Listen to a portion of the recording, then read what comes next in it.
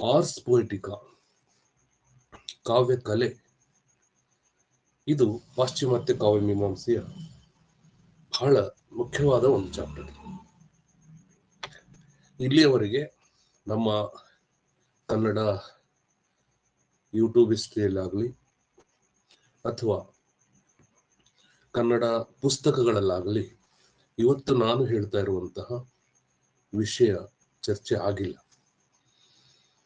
Hours ಪೊಯಿಟಿಕಾ ಅನ್ನೋದು ಕಾವ್ಯಕಲೆ ಅಂತ ಹೇಳಿ ಇದನ್ನ ಯಾರು ಹೇಳಿದ್ರು ಅಂತ ಹೇಳಿ ಸ್ವಲ್ಪ ಮಾತ್ರ ಚರ್ಚೆ ಮಾಡೋದನ್ನ ನಾನು ನೋಡಿದ್ದೀನಿ. 400ಕ್ಕಿಂತ ಹೆಚ್ಚು ಲೈನ್ಸ್ಗಳಲ್ಲಿ ಬರೆಯಲ್ಪಟ್ಟ ಒಂದು ಪತ್ರ ಸಾಹಿತ್ಯ. ಪಾಶ್ಚಿಮಾತ್ಯ ಕಾವ್ಯ ಮೀಮಾಂಸೆಯೊಳಗ ಭಾಷಣ ಕಲೆ ಬಹಳಷ್ಟು ಚರ್ಚೆ ಆಗ್ತದೆ. ಹೇಗೆ ನಾವು ಭಾರತೀಯರು ಮೀಮಾಂಸೆ ಅಂತ ಹೋಗ್ತೀವಲ್ಲ, ಹಾಗೆ ಅವರು ಭಾಷಣ ಕಲೆ ಬಗ್ಗೆ ಚರ್ಚೆ ಮಾಡ್ತಾರೆ.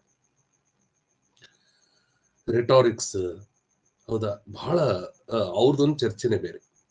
ಮತ್ತೆ ಭಾಷಣ ಕಲೆ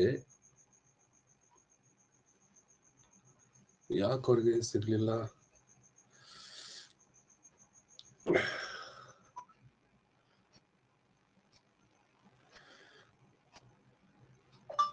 ಶುರುವಾಗಿದೆ, ಬನ್ನಿ.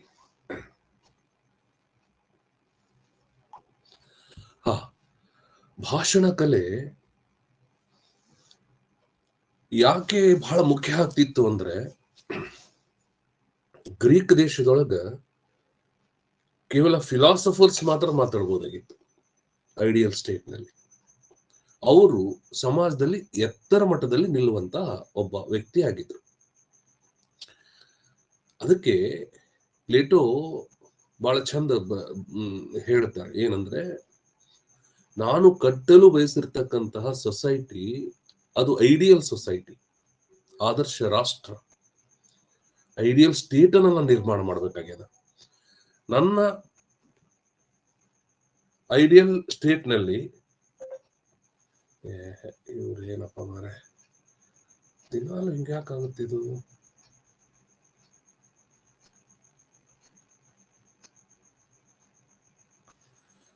ನನ್ನ ಐಡಿಯಲ್ ಸ್ಟೇಟ್ ನಲ್ಲಿ ಮಾತನಾಡುವುದಕ್ಕೆ ಯೋಗ್ಯತೆ ಇರುವಂತವರು ಕೇವಲ ಫಿಲಾಸಫರ್ಸ್. ಹೀಗೆ ಅವ್ರದ್ದು ಕಲ್ಪನೆ ಇತ್ತು.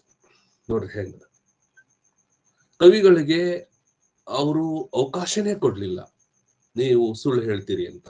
ಯಾಕಂದ್ರೆ ಪ್ಲೇಟೋನ್ ವ್ಯೂ ಏನಿತ್ತಲ್ಲ, ಅದು ಅಂಡರ್ ಡಿಸ್ಟೆನ್ಸ್ ಕಡೆ ಇತ್ತು. ನಾನು ನಿನ್ನೆ ದಿವಸ ಚರ್ಚೆ ಮಾಡಿದೆ. ಪ್ಲೇಟೋನ ವ್ಯೂ ಏನಿತ್ತಲ್ಲ, ಕವಿಗಳು ಕಾವ್ಯವನ್ನ ಏನ್ ಬರೀತಾರಲ್ಲ, ಆ ಕಾವ್ಯ ಬರೆಯುವಂತಹದ್ರ ಬಗ್ಗೆ ಪ್ಲೇಟೋನ ದೃಷ್ಟಿಕೋನ ಅಂಡರ್ ಡಿಸ್ಟೆನ್ಸ್ ಕಡೆ ಇತ್ತು, ಲಾಸ್ ಆಫ್ ಡಿಸ್ಟೆನ್ಸ್ ಕಡೆ ಇತ್ತು. ನೋಡ್ರಿ, ಕಂಪೇರಿಟಿವ್ ಲಿಟರೇಚರ್ ನಲ್ಲಿ ಹೀಗೆ ಓದ್ಬೇಕಾಗ್ತದೆ. ಆದ್ರೆ ಅರಿಸ್ಟಾಟಲ್ನ ವ್ಯೂ ಏನಿತ್ತಲ್ಲ, ಆಕ್ಚುಯಲ್ ಸ್ಪೇಷಿಯಲ್ ಡಿಸ್ಟೆನ್ಸ್ ಕಡೆ ಇತ್ತು. ನೋಡಿ, ಅಂದ್ರೆ ಏನು? ಯಾವ ಜಾಗದಲ್ಲಿ ನಿಂತು ನಾವು ಸಾಹಿತ್ಯವನ್ನು ನೋಡ್ಬೇಕು, ಅಲ್ಲಿ ನಿಂತು ನೋಡಿದ್ರೆ ಸಾಹಿತ್ಯ ನಮ್ಗೆ ಕೊಡಬೇಕಾದ ಆನಂದವನ್ನು ಕೊಡುತ್ತದೆ. ಹಾಗಾಗಿ ಅರಿಸ್ಟಾಟಲ್ ಸೈಕಿಕಲ್ ಡಿಸ್ಟೆನ್ಸ್ ಬಗ್ಗೆ ಮಾತಾಡಲ್ಲ. ಆದ್ರೆ ಅರಿಸ್ಟಾಟಲ್ ವ್ಯೂ ನೋಡಿದ್ರೆ ಆತನಲ್ಲಿ ಸೈಕಿಕಲ್ ಡಿಸ್ಟೆನ್ಸ್ ನಮಗೆ ಕಂಡು ಬರ್ತದ. ಸ್ಪೆಷಲಿ ಆತ ಏನ್ ಹೇಳಿದ್ರೆ ಆಕ್ಚುಯಲ್ ಸ್ಪೇಷಿಯಲ್ ಡಿಸ್ಟೆನ್ಸ್ ಕಡೆ ಮಾತಾಡ್ತಾರೆ. ಬಹಳ ಸುಂದರವಾಗಿ ಬರೀತಾರೆ ಅವ್ರನ್ನ. ಹಾಗಾಗಿ ಭಾಷಣ ಕಲೆಯ ಬಗ್ಗೆ ಬಹಳ ಸುಂದರವಾದಂತ ಒಂದು ನಂದಿನಿ ಮೇಡಮ್ ಬಂದ್ರ, ರೈಟ್. ಹೀಗೆ ಏನಂದ್ರ, ಒಂದು ಐಡಿಯಲ್ ಒಂದು ಸ್ಥಾನವನ್ನ ಅಲ್ಲಿ ಕೊಟ್ಟಿದ್ರು. ಮುಂದೆ ಏನಾಯ್ತಂದ್ರೆ ಪತ್ರ ಸಾಹಿತ್ಯ ಶುರುವಾಯ್ತು. ಪತ್ರಗಳು ನಾವು ಬರೆಯುವ ಹಾಗೆ ಅಲ್ಲ. ಎಲ್ಲಿ ನಾವು ನಮ್ಮ ಕನ್ನಡದಲ್ಲೂ ಕೂಡ ಪತ್ರ ಸಾಹಿತ್ಯ ಸಿಗ್ತದೆ. ಎಲ್ಲಿ ನೀವು ಅಂದ್ರೆ ಈ ನಮ್ಮ ದುರ್ಗಸಿಂಹನ ಪಂಚತಂತ್ರ ಕಥೆಗಳಿಗೆ ಬರ್ತಿರಲ್ಲ, ಒಂದ್ ರೀತಿ ಕಂಪೇರಿಟಿವ್ ಸ್ಟಡೀಸ್ ನಲ್ಲಿ ದುರ್ಗಸಿಂಹನ ಪಂಚತಂತ್ರ ಕಥೆಗಳು ಕೂಡ ಪತ್ರ ಸಾಹಿತ್ಯಕ್ಕೆ ಎಕ್ಸಾಂಪಲ್ ಆಗಿ ಕೊಡಬಹುದಾದಂತ ಒಂದು ಸಾಹಿತ್ಯವಾಗಿ ನಮ್ಗೆ ಕಂಡು ಬರುತ್ತೆ. ಪತ್ರ ಸಾಹಿತ್ಯ ಯಾರನ್ನೋ ಎಚ್ಚರಿಸುವುದಕ್ಕೋಸ್ಕರ, ಯಾರನ್ನೋ ನೈತಿಕವಾಗಿ ಬಲಪಡಿಸುವುದಕ್ಕೋಸ್ಕರ ಕೊಟ್ಟಿರುವ ಒಂದು ಸಾಹಿತ್ಯ ಪ್ರಕಾರ. ಅದು ಪತ್ರ ಸಾಹಿತ್ಯ ಆಗ್ತದೆ. ಹಾಗಾಗಿ ಅದ್ರ ಬಗ್ಗೆ ನಾವು ಇವತ್ತು ನೋಡ್ತೀವಿ. ಒಂದು ಸಿಂಪಲ್ ಆಗಿರ್ತಕ್ಕಂಥ ಒಂದು ಪರಿಕಲ್ಪನೆಗಳನ್ನ ಪಾಶ್ಚಿಮಾತ್ಯ ಕಾವ್ಯಮೀಮಾಂಸೆಯಲ್ಲಿ ನೋಡ್ತೀವಿ. ಹಾಗಾಗಿ ಯಾವಾಗಾದ್ರೂ ನೀವು ಹೋದ್ರಿ ಇನ್ ಫ್ಯೂಚರ್ ನೀವು ವೃತ್ತಿಗೆ ಬಂದಾದ್ಮೇಲೆನೂ ಕೂಡ ಪಾಶ್ಚಿಮಾತ್ಯ ಕಾವ್ಯಮೀಮಾಂಸೆಯನ್ನು ನೋಡೋದು ಅಂದ್ರೆ ಏನದು ಗ್ರೀಕರ ಇಲಿಯಡ್ ಓಡಿಸಿ ಅಲ್ಲಿ ಒಂದು ತತ್ವ ಹೋಮರ್ ಕೊಡೋದು, ಆಮೇಲೆ ಅರಿಸ್ಟೋಫೆನ್ಸ್ ನ ಫ್ರಾಗ್ಸ್ ಇರ್ಬೋದು, ಅವು ಒಂದ್ ಸ್ವಲ್ಪ ನೋಡ್ಕೊಂಡು ಬರ್ಬೇಕಾಗ್ತದೆ. ಮುಂದೆ ಪ್ಲೇಟೋನ್ ಅನುಕರಣೆಯಿಂದ ಹೋಗ್ತೀವಿ. ನಮಗೆ ಯಾಕೆ ತಿಳಿಯಲ್ಲ ಅಂದ್ರ, ನೀವು ಕೆಲವರು ಇಲ್ಲಿ ಹೊಸಬ್ರು ಕೆಲವರು ಇಷ್ಟ ಮಾತ್ರ ಇದ್ದೀರಿ. ಪಾಶ್ಚಿಮಾತ್ಯ ಕಾವ್ಯಮೀಮಾಂಸೆ ನಾನು ಸ್ಟಾರ್ಟಿಂಗ್ ನಲ್ಲಿ ತಗೊಂಡೆ, ಕೆಲವು ವಿದ್ಯಾರ್ಥಿಗಳು ಕೇಳಿದ್ರು ಅನ್ನೋ ಕಾರಣಕ್ಕಾಗಿ. ಪಾಶ್ಚಿಮಾತ್ಯ ಕಾವ್ಯಮೀಮಾಂಸೆಯನ್ನ ಓದೋದು ಅಂದ್ರೆ ಭಾರತೀಯ ಕಾವ್ಯಮೀಮಾಂಸೆಯನ್ನು ಓದಂತ ಅಲ್ಲ. ನಮ್ ತಲೆ ಏನಾಗಿದೆ ಅಂದ್ರ, ಭಾರತೀಯ ಕಾವ್ಯಮೀಮಾಂಸೆ ಅಂದ್ರ ಕಾವ್ಯ ಅಂದ್ರೇನು, ಕಾವ್ಯ ಲಕ್ಷಣಗಳೇನು, ಆಕರ ಪರಿಕರ ಹಿಂಗ್ ನೋಡ್ತೀವಿ. ಅದೇ ತರ ವೆಸ್ಟರ್ನ್ ಫಿಲಾಸಫಿ ಇಲ್ಲ, ಅವ್ರು ಬೇರೆನೆ ಹೇಳ್ತಾರ. ಹಂಗಾಗಿ ನಮಗ್ ತಿಳಿಯಲ್ಲ. ಇಂಗ್ಲಿಷ್ ಓದಕ್ ಹೋಗ್ತೀವಿ, ಕನ್ನಡದ ತರ. ಇಂಗ್ಲಿಷ್ ಇರೋದೇ ಬೇರೆ, ಕರ್ತೃ ಕ್ರಿಯಾಪದ ಕರ್ಮ ಐತಿ, ನಮ್ದು ಕರ್ತೃ ಕರ್ಮ ಕ್ರಿಯಾಪದ ಐತೆ. ಹೌದಾ? ವಿಚಿತ್ರ ಅದ. ಹಾಗಾಗಿ ಕೆಲವರಿಗೆ ಏನಪ್ಪ ನಾನು ಯಾವ ಲೋಕದಲ್ಲಿ ಇದ್ದೀನಿ ಅಂತ ಅನಿಸ್ತದೆ. ಹೌದಾ? ಇರ್ಲಿ, ನಾನು ಆನಂತರ ಚರ್ಚೆ ಮಾಡ್ತೀನಿ. ನೇರವಾಗಿ ಪತ್ರ ಸಾಹಿತ್ಯದ ಕಡೆಗೆ ನಾವು ಹೋಗ್ಬೇಕು. ಅಲ್ಲಿಗೆ ಹೋಗೋಣ. ಒಂದು ನಿಮಿಷ.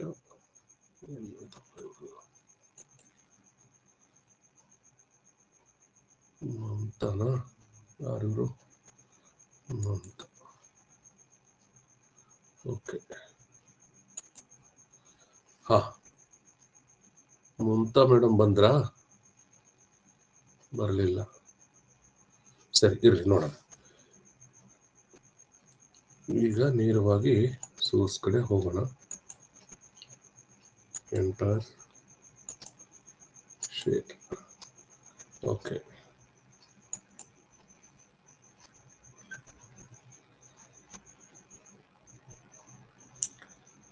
ಸಮಗ್ರ ಪಾಶ್ಚಾತ್ಯ ಕಾವ್ಯಮೀಮಾಂಸೆ.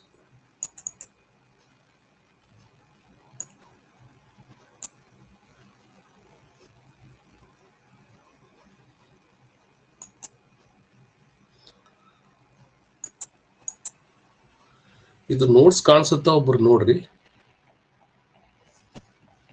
ಯಾರಾದ್ರೂ ಹೇಳ್ರಿ.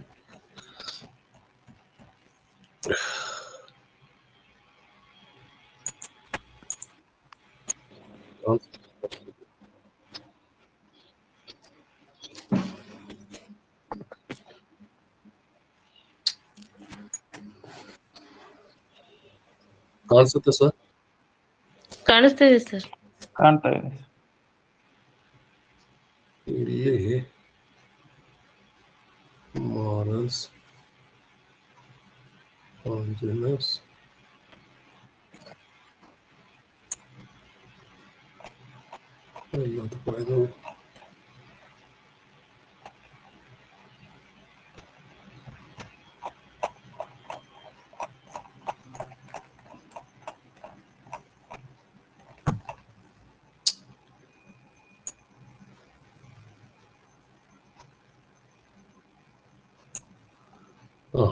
ಇದು ರಿಚರ್ಡ್ಸ್ ರೆಟಾರಿಕ್ಸ್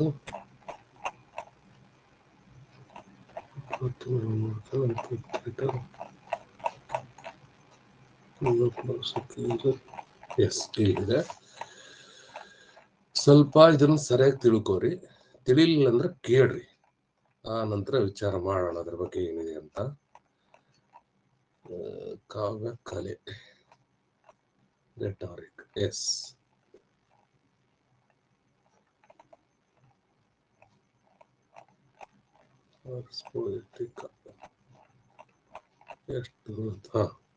ಹೊರಸ್ ಆರ್ಸ್ ಪೊಯಿಟಿಕಾ, ಇದನ್ನು ನಾವೀಗ ನೋಡ್ತಾ ಇದ್ದೀವಿ.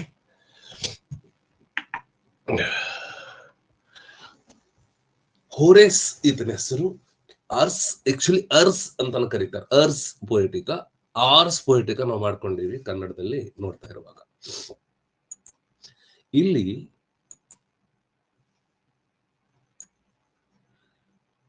ಕ್ರಿಸ್ತಪೂರ್ವ ಇದು ಕಾಲ, ಕ್ರಿಸ್ತಪೂರ್ವ 65ರಿಂದ ಕ್ರಿಸ್ತಪೂರ್ವ 8ನೇ ಕಾಲಘಟ್ಟದಲ್ಲಿ ಬದುಕಿದ್ದವರು. ಇದು ಕ್ರಿಸ್ತಪೂರ್ವ ಸಂಖ್ಯೆ ಉಲ್ಟಾ ಎಣಿಸಲ್ಪಡ್ತದೆ, ದೊಡ್ಡದ್ರಿಂದ ಚಿಕ್ಕದ್ರ ಕಡೆ ಬರ್ತದೆ. ಕ್ರಿಸ್ತಪೂರ್ವ 3000, ಅಲ್ಲಿಂದ ಕ್ರಿಸ್ತಪೂರ್ವ 2000, ಹಿಂಗೆ ಉಲ್ಟಾ ಎಣಿಸ್ಕೊಂಡು ಬರ್ತಾರೆ. ಇದು ಕ್ರಿಸ್ತಪೂರ್ವ 65ರಿಂದ ಕ್ರಿಸ್ತಪೂರ್ವ 8ರವರೆಗೆ ಬದುಕಿದ್ರು ಯಾರು, ಈ ಹೋರೆಸ್. ಆಮೇಲೆ ನೋಡ್ರಿ, ಈತನ ಪೂರ್ಣ ಹೆಸರು ಕ್ವಿಂಟಸ್ ಹೋರೇಷಿಯಸ್ ಫ್ಲಾಕಸ್ ಹೋರೆಸ್. ಇದು ಬಾಲ್ಯದ ಒಂದು ನಿಮಿಷ, ಈತನ ಬಾಲ್ಯದ ಹೆಸರು ಹಿಂಗ್ ಹೋದ್ರಿ, ಬಾಲ್ಯದ ಪೂರ್ಣ ಹೆಸರು ಕ್ವಿಂಟುಸ್ ಹೊರಾಷಿಯನ್ ಫ್ಲಕ್ಕೂಸ್ ಅಂತ ಏನ್ರಿ ಈತನ ಬಾಲ್ಯದ ಹೆಸರು, ಕ್ಲಿಂತುಸ್ ಹೊರಾಸಿಯನ್ ಫ್ಲಕ್ಕೂಸ್. ಈತನ ಗ್ರಾಮ ವೆನೂಸಿಯಾ ಅಂತ ನೋಡ್ರಿ. ಕ್ರಿಸ್ತಪೂರ್ವ 65ರಲ್ಲಿ ಜನಿಸಿದ ವೆನೂಸಿಯಾ ಅನ್ನುವಂತ ಗ್ರಾಮದಲ್ಲಿ ಈತ ಜನಿಸಿದ. ಒಂದು ಪಾಶ್ಚಿಮಾತ್ಯರಲ್ಲಿ ದಾಸ್ಯ ವರ್ಗ ಬರ್ತದೆ. ದಾಸ್ಯ ವರ್ಗ ಜೀವನ ಪರಿ ಹೆಂಗ ನಾವು ಜೀತ ಪದ್ಧತಿ ಅಂತೀವಿ, ಹಾಗೆ ಇಲ್ಲಿ ದಾಸ್ಯ ವರ್ಗ ಬರ್ತದೆ. ಆ ದಾಸ್ಯ ವರ್ಗದಲ್ಲಿ ಇದ್ದು ಅದರಿಂದ ಬಿಡುಗಡೆಯನ್ನು ಪಡ್ಕೊಂಡು ಸ್ವತಂತ್ರ ಪ್ರವೃತ್ತಿಯನ್ನ ಕೈಗೊಂಡ ಈತನ ತಂದೆ ಮಗನ ವಿದ್ಯಾಭ್ಯಾಸಕ್ಕಾಗಿ ರೋಮ್ಗೆ ಬಂದ. ನೋಡ್ರಿ, ಇವು ಗ್ರೀಕು ರೋಮ್ ವಿಚಿತ್ರದವ. ಗ್ರೀಕರು ಏನ್ ಮಾಡ್ತಾರ, ರೋಮ್ ಅದನ್ನ ಮಾಡಕ್ ಹೋಗ್ತಾರ. ಗ್ರೀಕರಿಗಿಂತ ಹೈ ಲೆವೆಲ್ ಮೆರೆಯೋದಕ್ಕೆ ರೋಮ್ನವ್ರು ಹೋಗ್ತಾರ. ಗ್ರೀಕ್ ಅವ್ರಿಗೆ ಐಡಿಯಲಿಸ್ಟಿಕ್, ಅವ್ರಿಗೆ ಆದರ್ಶ, ಅವ್ರಿಗೆ ಗ್ರೀಕರು ಮಾಡ್ದಂಗ ರೋಮರು ಮಾಡ್ತಾರೆ.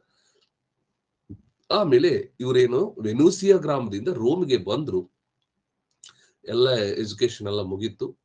ಆಮೇಲೆ ಇಲ್ಲಿ ನೋಡ್ರಿ, ಜೂಲಿಯಸ್ ಸೀಸರ್ನಿಗೆ ವಿರುದ್ಧವಾಗಿದ್ದ ಬ್ಯೂಟಸ್ನ ಪಕ್ಷದಲ್ಲಿದ್ದ, ಇವೊಂದ್ ಸ್ವಲ್ಪ ಗೊತ್ತಿರಬೇಕು.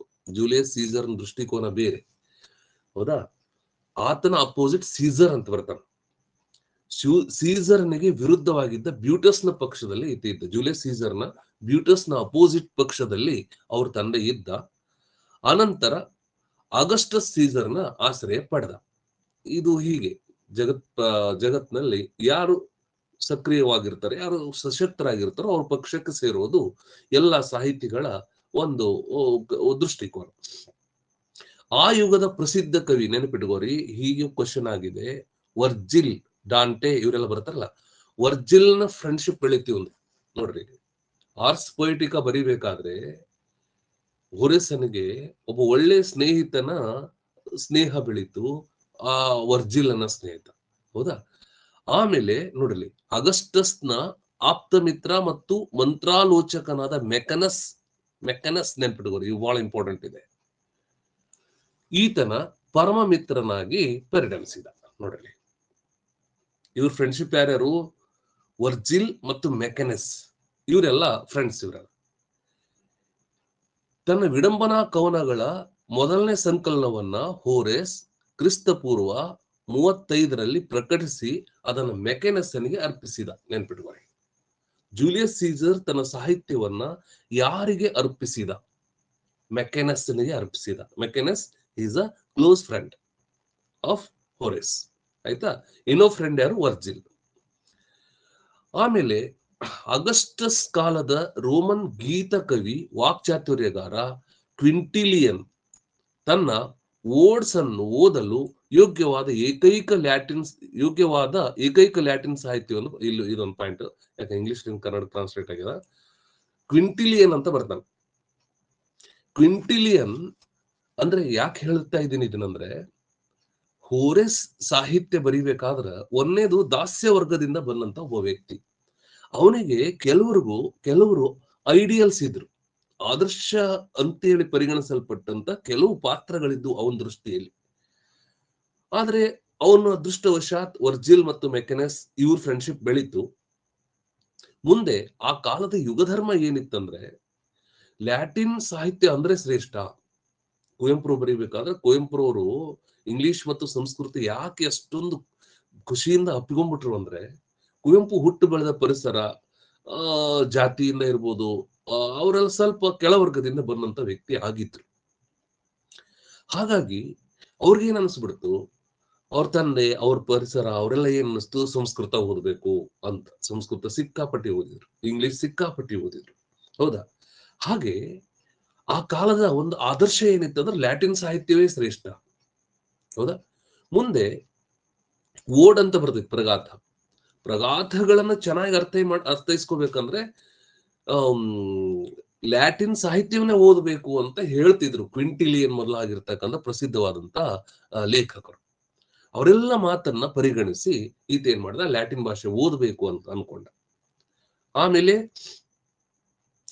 ಮುಂದೆ ಅವರ ದಾರಿಯಲ್ಲಿ ನಡೆದಿರ್ತಕ್ಕಂಥ ಹೋರೇಸ್ ಏನ್ ಮಾಡ್ದ, ಹೆಕ್ಸಾಮೀಟರ್ ಅಂತ ಬರ್ತಾವ, ಇವು ಸ್ವಲ್ಪ ಗೊತ್ತಿರ್ಬೇಕು. ನಾವ್ ಹೆಂಗ ಏನ್ ಹೇಳ್ತೀರಿ ನೀವು ಅಂದ್ರೆ ಷಟ್ಪದಿ ಹಿಂಗೆಲ್ಲ ಕರಿತೀವಲ್ಲ, ಹಾಗೆ ಹೆಕ್ಸಾಮೀಟರ್ ಇದು. ಈಗ ನೋಡ್ರಿ, ಮೋನೋ, ಇವು ಒಂದಿಷ್ಟು ಶಬ್ದಗಳು ಯಾವಾಗ್ಲೂ ಇಂಗ್ಲಿಷ್ ಲಿಟರೇಚರ್ ನಲ್ಲಿ ಚರ್ಚೆ ಆಗ್ತಾವ. ಮೋನೋ ಅಂದ್ರೆ 1, ಡೈ ಅಂದ್ರೆ 2, ಟ್ರೈ ಅಂದ್ರೆ 3, ಟೆಟ್ರಾ, ಪೆಂಟಾ, ಹೆಪ್ಟಾ, ಹೆಕ್ಸಾ, ಆಕ್ಟಾ ಹಿಂಗೆಲ್ಲ ಬರ್ತಾವ ಹೆಸರುಗಳು ಎಲ್ಲ. ಅಂದ್ರೇನು, ನಾವು ದ್ವಿಪದಿ, ತ್ರಿಪದಿ, ಚೌಪದಿ ಅಂತೀವಲ್ಲ ಹಾಗೆ. ಮೋನೋ ಅಂದ್ರೆ 1 ಸಾಲು, ಹೌದಾ? ಡೈ ಅಂದ್ರೆ 2, ಟ್ರೈ ಅಂದ್ರೆ 3, ಟೆಟ್ರಾ ಅಂದ್ರೆ 4, ಪೆಂಟಾ ಅಂದ್ರೆ 5, ಹೀಗೆಲ್ಲ ಏನಂದ್ರೆ ಅಲ್ಲಿ ಬರ್ತಾವ. ಇವರು ಏನಪ್ಪ ಮಾರಾಯ, ಯಾವ ಟೈಮ್ನಾಗ ಬರ್ತಾರ, ಬೇಗ ಬರಲ್ಲ ಮಾರಾಯ. ನೋಡ್ರಿ, ನುಡುಕ್ತಾ ಕೊಡ್ಬೇಕು. ಇಲ್ಲ ಇದಪ್ಪ, ಇದು ಇವ್ರ ಹೆಸರೇ ಇಲ್ಲ ಇಲ್ಲಿ ನೋಡ್ರಿ.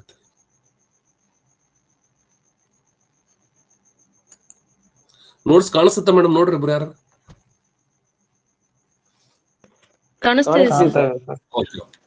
ನೆಕ್ಸ್ಟ್ ನೋಡ್ರಿ. ಮುಂದೇನಾಯ್ತಂದ್ರೆ ಅವರು ಹೆಕ್ಸಾಮೀಟರ್ ಪದ್ಯಗಳನ್ನು ಮತ್ತು ಅಯಾಂಬಿಕ್ ಕಾವ್ಯವನ್ನು ರಚಿಸಿದ್ದಾರೆ. ನೆನಪಿಟ್ಟುಕೊಳ್ಳಿ, ಕೇವಲ ಪತ್ರ ಸಾಹಿತ್ಯವನ್ನು ಮಾತ್ರ ಬರೀಲಿಲ್ಲ ಹೋರೇಸ್. ಆತ ಏನಂದ್ರೆ ಹೆಕ್ಸಾಮೀಟರ್ ನಲ್ಲಿ ವಿಡಂಬನೆಗಳು ಮತ್ತು ಪತ್ರಗಳನ್ನು ಬರೆದ. ಇದು ಕ್ವಶನ್ ಆಗಬಹುದು, ನೆನಪಿಟ್ಟುಕೊಳ್ಳಿ. ಅಂದ್ರ ಹೋರೇಸ್ನ ಪತ್ರ ಸಾಹಿತ್ಯ ಯಾವ ಶೈಲಿಯಲ್ಲಿ ಬರೆಯಲ್ಪಟ್ಟಿದೆ? ಪತ್ರ ಸಾಹಿತ್ಯ ಬರ್ತಾನವ, ಇಲ್ಲಂತಿಲ್ಲ. ಆದ್ರೆ ಹೆಕ್ಸಾಮೀಟರ್ ನಲ್ಲಿ ಬಳಸಿದ ಶೈಲಿ, ಬಳಸಿದ ಛಂದಸ್ಸು ಯಾವ್ದಂದ್ರ ಹೆಕ್ಸಾಮೀಟರ್. ಮುಂದೆ ಈಪೋಡ್ಸ್ ಅನ್ನು ಬರೀತಾನವ, ಅಯಾಂಬಿಕ್ ಕ್ಯಾಸ್ಟಿಕ್ ಅಯಾಂಬಿಕ್ ಕಾವ್ಯವನ್ನು ಈಪೋಡ್ಸ್ ನಲ್ಲಿ ಬರೆದ, ಹೌದಾ? ಎಕ್ಸಾಮೀಟರ್ ಅಂದ್ರ ನೋಡ್ರಿ, 6 ಸಾಲು, ಹೆಂಗ್ ಷಟ್ಪದಿ ಅಂತೀವಲ್ಲ, ಅವ್ರ ಹೆಕ್ಸಾಮೀಟರ್ ಅಂತ ಕರೀತಾರೆ. ಅವ್ರದೊಂದು ಸ್ಟೈಲ್ ಇದೆ, ಹೌದಾ?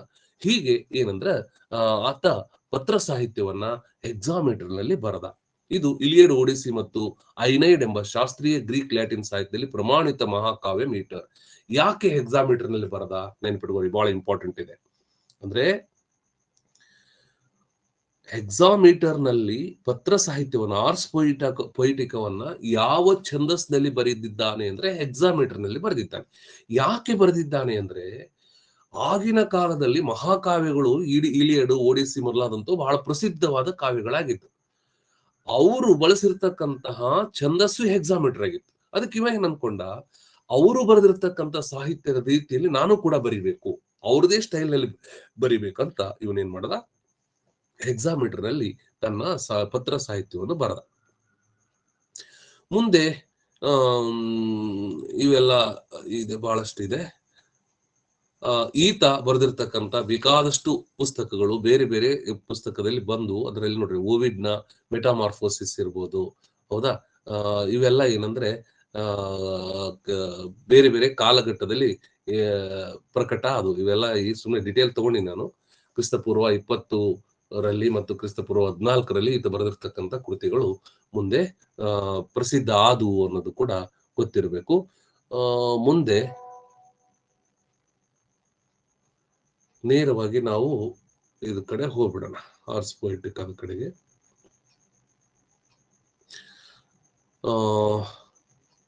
ಇಲ್ಲಿ ಒಂದು ಸ್ವಲ್ಪ ಪಾಯಿಂಟ್ ನೆನಪಿಟ್ಕೋರಿ. ಎಪಿಸ್ಟಲರಿ ಅನ್ನುವಂತ ಪದನು ಕೂಡ ಬಳಸ್ಕೋತಾರ ಪತ್ರ ಸಾಹಿತ್ಯಕ್ಕೆ. ಎಪಿಸ್ಟುಲರಮ್ ಲಿಬರ್ ಸೆಕೆಂಡಸ್, ಪತ್ರಗಳ 2ನೇ ಪುಸ್ತಕ. ನೋಡ್ರಿ, ಇವೆಲ್ಲ ಎಪಿಸ್ಟಲ್ ಅಂತ ಬಂದ್ರೆ ಹೋರಸ್ ಅಂತ ತಿಳ್ಕೋಬೇಕು. ಅವೆಲ್ಲ ಬೇರೆ ಬೇರೆ ಕಾಲಘಟ್ಟದಲ್ಲಿ ಪ್ರಕಟವಾಗಿರ್ತಕ್ಕಂಥದ್ದು. ಇಲ್ಲಿ ಒಟ್ಟು 3 ಪತ್ರಗಳನ್ನ ಅವನು ಬರೀತಾನ. ಆರ್ಸ್ ಪೊಯಿಟಿಕಾ ಎಂಬುದು 3ನೇ ಪತ್ರ. ಇದು ಒಂದು ಸ್ವಲ್ಪ ಡಿಟೇಲ್ ಆಗಿದೆ, ಮತ್ತೆ ನಾನು ಇದ್ರ ಬಗ್ಗೆ ಚರ್ಚೆ ಮಾಡ್ತೀನಿ.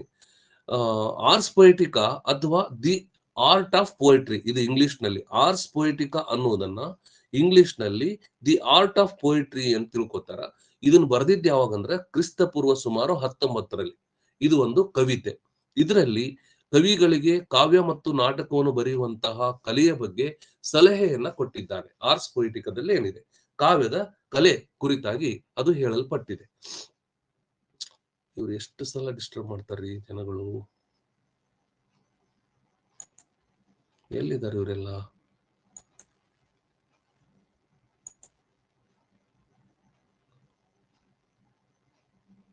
ಯಾರು ಇಲ್ವೇ ಇಲ್ಲ. ನಾವೇನಾವಿಲ್ಲ. ಇವ್ರು ಯಾರು ಇವರು? ಮಮತಾ ಮೇಡಮ್ ಬಂದಿರಿ ನೀವು ಕ್ಲಾಸ್ಗೆ?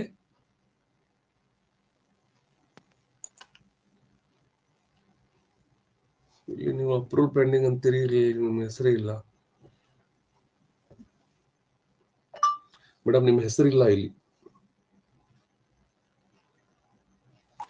ಓಕೆ, ಇಲ್ಲಿ ನೋಡ್ರಿ, ಕಲೆಯ ಬಗ್ಗೆ ಸಲಹೆ ನೀಡ್ತಾರೆ ನೋಡ್ರಿ. ಇದು ಒಂದು ಪಾಯಿಂಟ್ ಆಗಬಹುದು. ಆರ್ಸ್ ಪೊಯಿಟಿಕಾ ಇದ್ರದ್ದು ಇಂಗ್ಲಿಷ್ ವರ್ಷನ್ಗೆ ಏನಂತಾರ, ದಿ ಆರ್ಟ್ ಆಫ್ ಪೋಯಿಟ್ರಿ ಎಂದು ಕರೆಯುತ್ತಾರೆ. ಅದು ನಾವು ಕನ್ನಡದಲ್ಲಿ ಕಾವ್ಯ ಕಲೆ ಅಂತ ಕರಿತೀವಿ. ಇದು ಬರೆಯಲ್ಪಟ್ಟಿದ್ದು, ಇದು ಕಾಣಿಸ್ತಾ ಇಲ್ಲ ಸರ್ ನೋಟ್ಸು?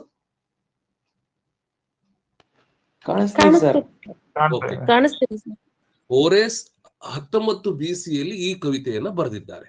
ಇದರಲ್ಲಿ ಏನ್ ಹೇಳಲ್ಪಟ್ಟಿದೆ ಅಂದ್ರೆ, ಕವಿಗಳಿಗೆ ಮಾರ್ಗದರ್ಶನ ಇದೆ. ಕವಿಗಳು ಕಾವ್ಯವನ್ನು ಬರೆಯುವುದಕ್ಕೆ, ನಾಟಕಕಾರರು ನಾಟಕವನ್ನು ಬರೆಯುವುದಕ್ಕೆ ಯಾವ ಕಲೆಯನ್ನು ರೂಢಿಸ್ಕೋಬೇಕು, ಯಾವ ರೀತಿಯಲ್ಲಿ ಬರೀಬೇಕು ಅನ್ನೋದ್ರ ಬಗ್ಗೆ ಆರ್ಸ್ ಪೊಯಿಟಿಕಾದಲ್ಲಿ ಹೇಳಲ್ಪಟ್ಟಿದೆ.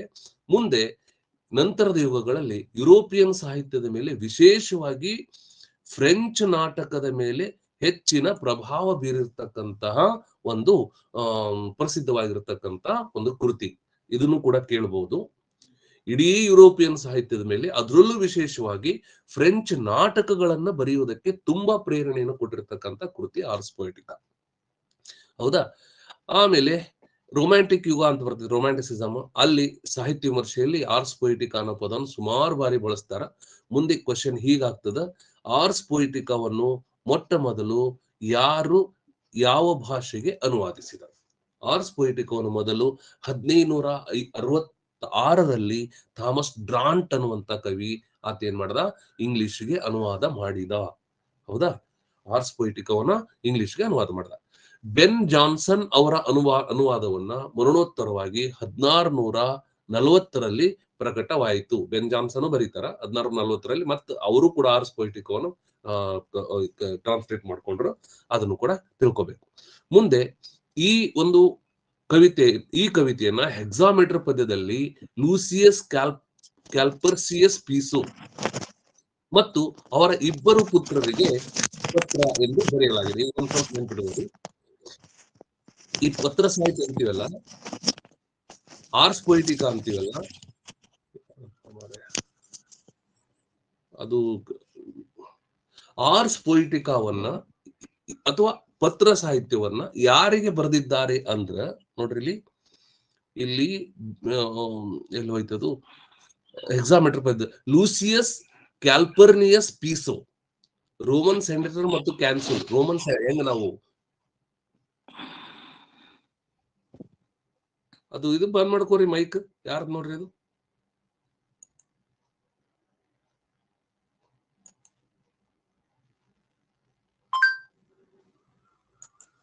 ಓಕೆ, ಬೆನ್ ಜಾನ್ಸ್, ಇದನ್ನ ನೋಡ್ರಿ, ಲೂಸಿಯಸ್ ಕ್ಯಾಲ್ಪರ್ನಿಯಸ್ ಪೀಸೋ ಇವ್ರಿಗೆ ಏನಂದ್ರೆ, ಮತ್ತು ಅವರ ಇಬ್ಬರು ಪುತ್ರರು, ಅವರಿಗೋಸ್ಕರ ಈ ಪತ್ರವನ್ನು ಬರೆದಿದ್ದೆ. ಇದು ಕೂಡ ಕ್ವಶನ್ ಆಗಿದೆ ನೆಟ್ ನಲ್ಲಿ. ಅಂದ್ರ ಪತ್ರ ಸಾಹಿತ್ಯವನ್ನ ಪೀಸೋಗೆ ಬರೆದ ಪತ್ರ ಅಂತ ಹೇಳ್ತೀವಲ್ಲ, ಇದು ಯಾರಿಗೋಸ್ಕರ ಬರೆದ ಪತ್ರ? ಅವನ ಹೆಸರು, ಪೂರ ಹೆಸರೇನು? ಲೂಸಿಯಸ್ ಕ್ಯಾಲ್ಪರ್ನಿಯಸ್ ಪೀಸೋ. ಹಿಂಗ್ ಕೇಳ್ಯಾರ. ನಾವು ಬರೀ ಪೀಸೋಗೆ ಬರೆದ ಪತ್ರ ಅಂತ ಓದ್ತಿದ್ವಿ ಕನ್ನಡದಲ್ಲಿ. ಅವನ್ ಪೂರ್ಣ ಹೆಸರು ಕೇಳ್ಯಾರ ನೆಟ್ ನಲ್ಲಿ, ಲೂಸಿಯಸ್ ಕ್ಯಾಲ್ಪರ್ನಿಯಸ್ ಪೀಸೋ. ಅವ ಏನಿದ್ನಂದ್ರ ರೋಮನ್ ಸೆನೆಟರ್ ಇದ್ದ. ಹೆಂಗ್ ನಾವು ಸೆನೆಟ್ಗೆ ಆಯ್ಕೆ ಆಗಿರ್ತಕ್ಕಂಥ ವ್ಯಕ್ತಿ ರೋಮ್ ಸಂಸತ್ತಿಗೆ. ಆತನಿಗೆ ಈ ಪತ್ರ ಬರೆಯಲ್ಪಟ್ಟಿದೆ ಮತ್ತು ಆತನ ಇಬ್ಬರು ಮಕ್ಕಳಿಗೋಸ್ಕರ ಬರೆಯಲ್ಪಟ್ಟ ಪತ್ರ. ಇದನ್ನ ಗೊತ್ತಿರಬೇಕು. ಕೆಲವೊಮ್ಮೆ ಇದಕ್ಕ ಎಪಿಸಲ್ಸ್ ಟು ಪೀಸೋ ಅಂತಾನು ಕೂಡ ಕರೀತಾರೆ. ಪೀಸೋಗೆ ಬರೆದ ಪತ್ರ ಅಂತಾನು ಕೂಡ ಇದನ್ನ ಕರೀತಾರ. ಹೌದಾ? ಹೀಗೆಲ್ಲ ಏನಂದ್ರೆ ಗೊತ್ತಿರಬೇಕು. ಈ ಒಂದು ಸಾಹಿತ್ಯ ಲ್ಯಾಟಿನ್ ಭಾಷೆಯಲ್ಲಿ ಬಹಳ ಮಹತ್ವಪೂರ್ಣವಾದಂತ ಹೆಸರನ್ನು ಗಳಿಸ್ಕೊಂಡಿರ್ತಕ್ಕಂಥದ್ದು. ಆಯ್ತಾ? ಅರಿಸ್ಟಾಟಲ್ ನಂತರದ ಕಾಲಘಟ್ಟದಲ್ಲಿ ಬಹಳಷ್ಟು ಮುಂಚೂಣಿಗೆ ಬಂದಿರತಕ್ಕಂತಹ ಒಬ್ಬ ವಿಮರ್ಶಕ ಅಂತಂದ್ರೆ ಕಾವ್ಯ ಮೀಮಾಂಸಕ ಎಂದರೆ ಈ ಒಂದು ಆರ್ಸ್ ಪೊಯಿಟಿಕಾ ಬರೆದಿರ್ತಕ್ಕಂಥ ವ್ಯಕ್ತಿ.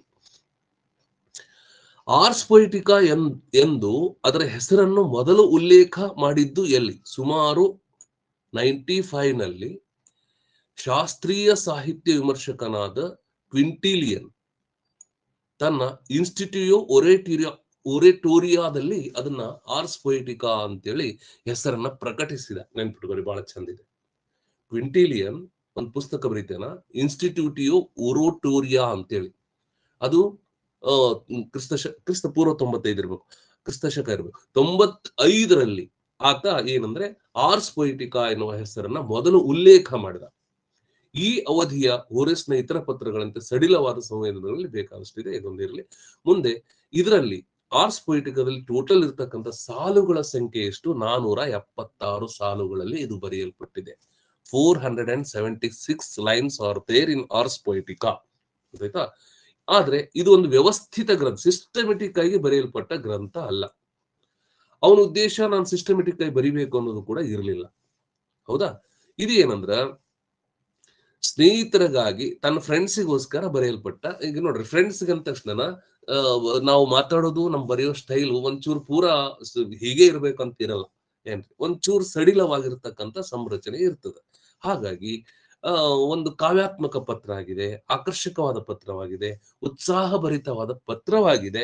ಆದರೆ ಸಿಸ್ಟಮೆಟಿಕ್ ಆಗಿ ಬರೆಯಲ್ಪಟ್ಟಂತ ಒಂದು ಪತ್ರ ಅಲ್ಲ ಅನ್ನುವಂಥದ್ದು ಬಹಳ ಮುಖ್ಯವಾಗಿ ನಮ್ಗೆ ಗೊತ್ತಾಗಬೇಕು. ಆಮೇಲೆ ಈತ ನೋಡ್ರಿ, ಪ್ಲೇಟೋಗೆ ಮೊದಲಾದವರಿಗೆ ಹೋಲಿಸಿದ್ರೆ ಕವಿಗಳನ್ನ ಹೆಚ್ಚಾಗಿ ಗೌರವದಿಂದ ಕಾಣುವಂತ ಒಬ್ಬ ವ್ಯಕ್ತಿ ಆಗಿದ್ದ. ಆಮೇಲೆ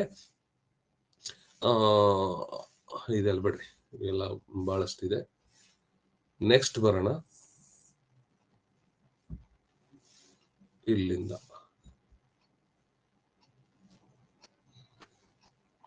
ಅಪ್ಪೋ ಬರ್ಬೇಕಲ್ಲ, ಇಲ್ಲಿ ವಿರುದ್ಧ ನಾ ಬರ್ತೀನಿ. ಇಲ್ಲಿ ಬರ್ರಿ,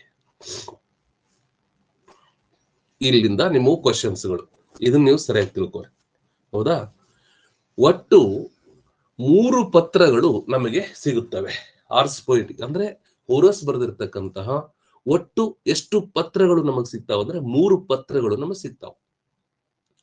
ಒಂದನೇದು ಫ್ಲೋರಸ್ಸನಿಗೆ ಬರೆದ ಪತ್ರ, ಎರಡನೇದು ಅಗಸ್ಟಸ್ಸನಿಗೆ ಬರೆದ ಪತ್ರ, ಮೂರನೇದು ಪೀಸೋಗೆ ಬರೆದ ಪತ್ರ. 3 ಪತ್ರಗಳು ನಮಗ್ ಸಿಗ್ತಾವ. ಪತ್ರ ಸಾಹಿತ್ಯದೊಳಗ ಆರಂಭದಲ್ಲಿ ಸಿಗುವಂತವುಗಳು ಇವೇ ಪತ್ರಗಳು. ಇದಾದ್ಮೇಲೆ ಇವುಗಳನ್ನು ನೋಡ್ಕೊಂಡು ಬೇಕಾದಷ್ಟು ಜನ ಬರೆಯೋದಕ್ಕೆ ಹೋಗ್ತಾರೆ. ಒಟ್ಟು ನಮಗೆ ಸಿಗೋದು 3 ಪತ್ರಗಳು, ಫ್ಲೋರಸ್, ಅಗಸ್ಟಸ್ ಮತ್ತು ಪೀಸೋ, 3ಗೆ ಬರೆದಂತ ಪತ್ರಗಳು. ಈ 3 ಪತ್ರ ಸಾಹಿತ್ಯದಲ್ಲಿ ಪೀಸೋಗೆ ಬರೆದ ಪತ್ರ ಬಹಳಷ್ಟು ಪ್ರಮುಖ. ಇದನ್ನು ಮುಂದೆ ಕ್ವಿಂಟಿಲಿಯನ್ ಅನ್ನುವಂತಹ ವಿಮರ್ಶಕ ಕ್ರಿಸ್ತ 35ರಿಂದ 100ರವರೆಗೆ ಸಂದರ್ಭದಲ್ಲಿ ಆರ್ಸ್ ಪೊಯಿಟಿಕಾ ಅಂತೇಳಿ ಕರೆದಿದ್ದರಿಂದ ಅದೇ ಹೆಸರು ಬಂತು. ಆತ ಎಲ್ಲೂ ಕೂಡ ಆರ್ಸ್ ಪೊಯಿಟಿಕಾ ಅಂತ ಕರ್ಕೊಂಡಿದ್ದಿಲ್ಲ. ಯಾರು? ಹೋರೆಸ್. ಇದಕ್ಕೆ ಆರ್ಸ್ ಪೊಯಿಟಿಕಾ ಅಂತ ಕರೆದಂತ ವ್ಯಕ್ತಿ ಯಾರಪ್ಪ? ಕ್ವಿಂಟಿಲಿಯನ್. ಹೌದಾ? ಕ್ರಿಸ್ತ ಶಕ 35ರಿಂದ 100ರ ಕಾಲಘಟ್ಟದಲ್ಲಿ ಕ್ವಿಂಟಿಲಿಯನ್ ಬದುಕಿದ್ದ.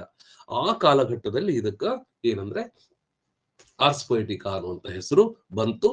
ಆತಗೂ ಅಂದ್ರೆ ಆರ್ಸ್ ಪೊಯಿಟಿಕಾಕ್ಕೆ ಆರ್ಸ್ ಪೊಯಿಟಿಕಾ ಎಂದು ಕರೆದಂತ ವ್ಯಕ್ತಿ ಯಾರು? ಕ್ವಿಂಟಿಲಿಯನ್. ಯಾವ ಕಾಲಘಟ್ಟ? ಕ್ರಿಸ್ತ ಶಕ 35ರಲ್ಲಿ. ನಿಮಗೆ ಕೆಲವೊಮ್ಮೆ ಏನ್ ಮಾಡ್ಬಿಟ್ಟಾರಂದ್ರೆ ಆರ್ಸ್ ಪೊಯಿಟಿಕಾ ಬರೆಯಲ್ಪಟ್ಟ ವರ್ಷ ಯಾವುದು? ಅದು ಅವ ಬರೆದಿದ್ದು ಬರಿಬೇಕು. ಯಾರು? ಹೋರೆಸ್. ಆರ್ಸ್ ಪೊಯಿಟಿಕಾ ಎಂದು ನಾಮಕರಣ ಮಾಡಲ್ಪಟ್ಟ ವರ್ಷ ಯಾವುದು? ಇದು. ಹೌದಾ? ಹೀಗೆ ಇದನ್ನ ನೀವು ತಿಳ್ಕೋಬೇಕು. ಇಲ್ಲಿ ಒಂದು ಕನ್ಫ್ಯೂಷನ್ ಏನ್ ಮಾಡ್ತಾರಂದ್ರೆ ಆರ್ಸ್ ಪೊಯಿಟಿಕಾವನ್ನು ಪ್ರಕಟಿಸಿದವರು ಯಾರು ಹಿಂಗ್ ಕೇಳ್ಬಿಡ್ತಾರೆ. ನಾವು ಹೋರೆಸ್ ಬರಿತೀವಿ ಅಲ್ಲಿ, ಹಾಗಿಲ್ಲ. ಪ್ರಕಟಿಸಿದವರು ಆರ್ಸ್ ಪೊಯಿಟಿಕಾ ಅನ್ನೋದು ಇಂಗ್ಲಿಷ್ ನಲ್ಲಿ ಬಂದಿದ್ದಲ್ಲ. ಹಾಗಾಗಿ ಕ್ವಿಂಟಿಲಿಯನ್ ಹೆಸರನ್ನ ನಾವು ಹೇಳ್ಬೇಕಾಗ್ತದೆ. ಮತ್ತೆ ಆತ ಏನ್ ಹೇಳಿದ್ದ?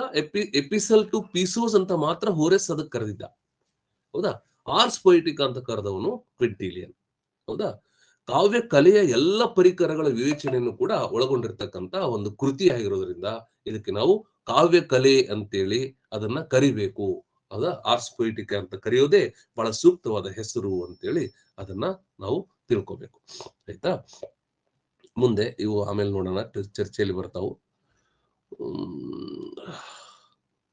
ಇಲ್ಲಿ ಬರ್ರಿ. ಕಾವ್ಯ ಕಲೆಯೊಳಗ ಈ 3 ವಿಷಯಗಳ ಚರ್ಚೆ ಆಗ್ತದೆ. ಒಂದು ಪೊಯೆಸಿಸ್, ಒಂದು ಪೋಯಮ, ಒಂದು ಪೊಯೆಟ. ನೆನಪಿಟ್ಕೊಳ್ಳಿ. ಆರ್ಸ್ ಪೊಯಿಟಿಕಾದಲ್ಲಿ ಮೂರು ವಿಷಯಗಳ ಬಗ್ಗೆ ಬಹಳ ದೀರ್ಘವಾಗಿ ಚರ್ಚೆ ಆಗ್ತದೆ. ಒಂದು ಪೊಯೆಸಿಸ್, ಒಂದು ಪೋಯಮ, ಒಂದು ಪೊಯೆಟ. ಇದು ಒಂಚೂರು ನಮ್ಮ ಕನ್ನಡದಲ್ಲಿ ಸಿಗ್ತದೆ. ಅದು ಯಾರು ಇದ್ ಮಾಡ್ಕೊಂಡ್ರಿ, ಅದನ್ನ ಮೈಕಾನ್ ಆಫ್ ಮಾಡ್ಕೋರಿ ಯಾರದ್ದು.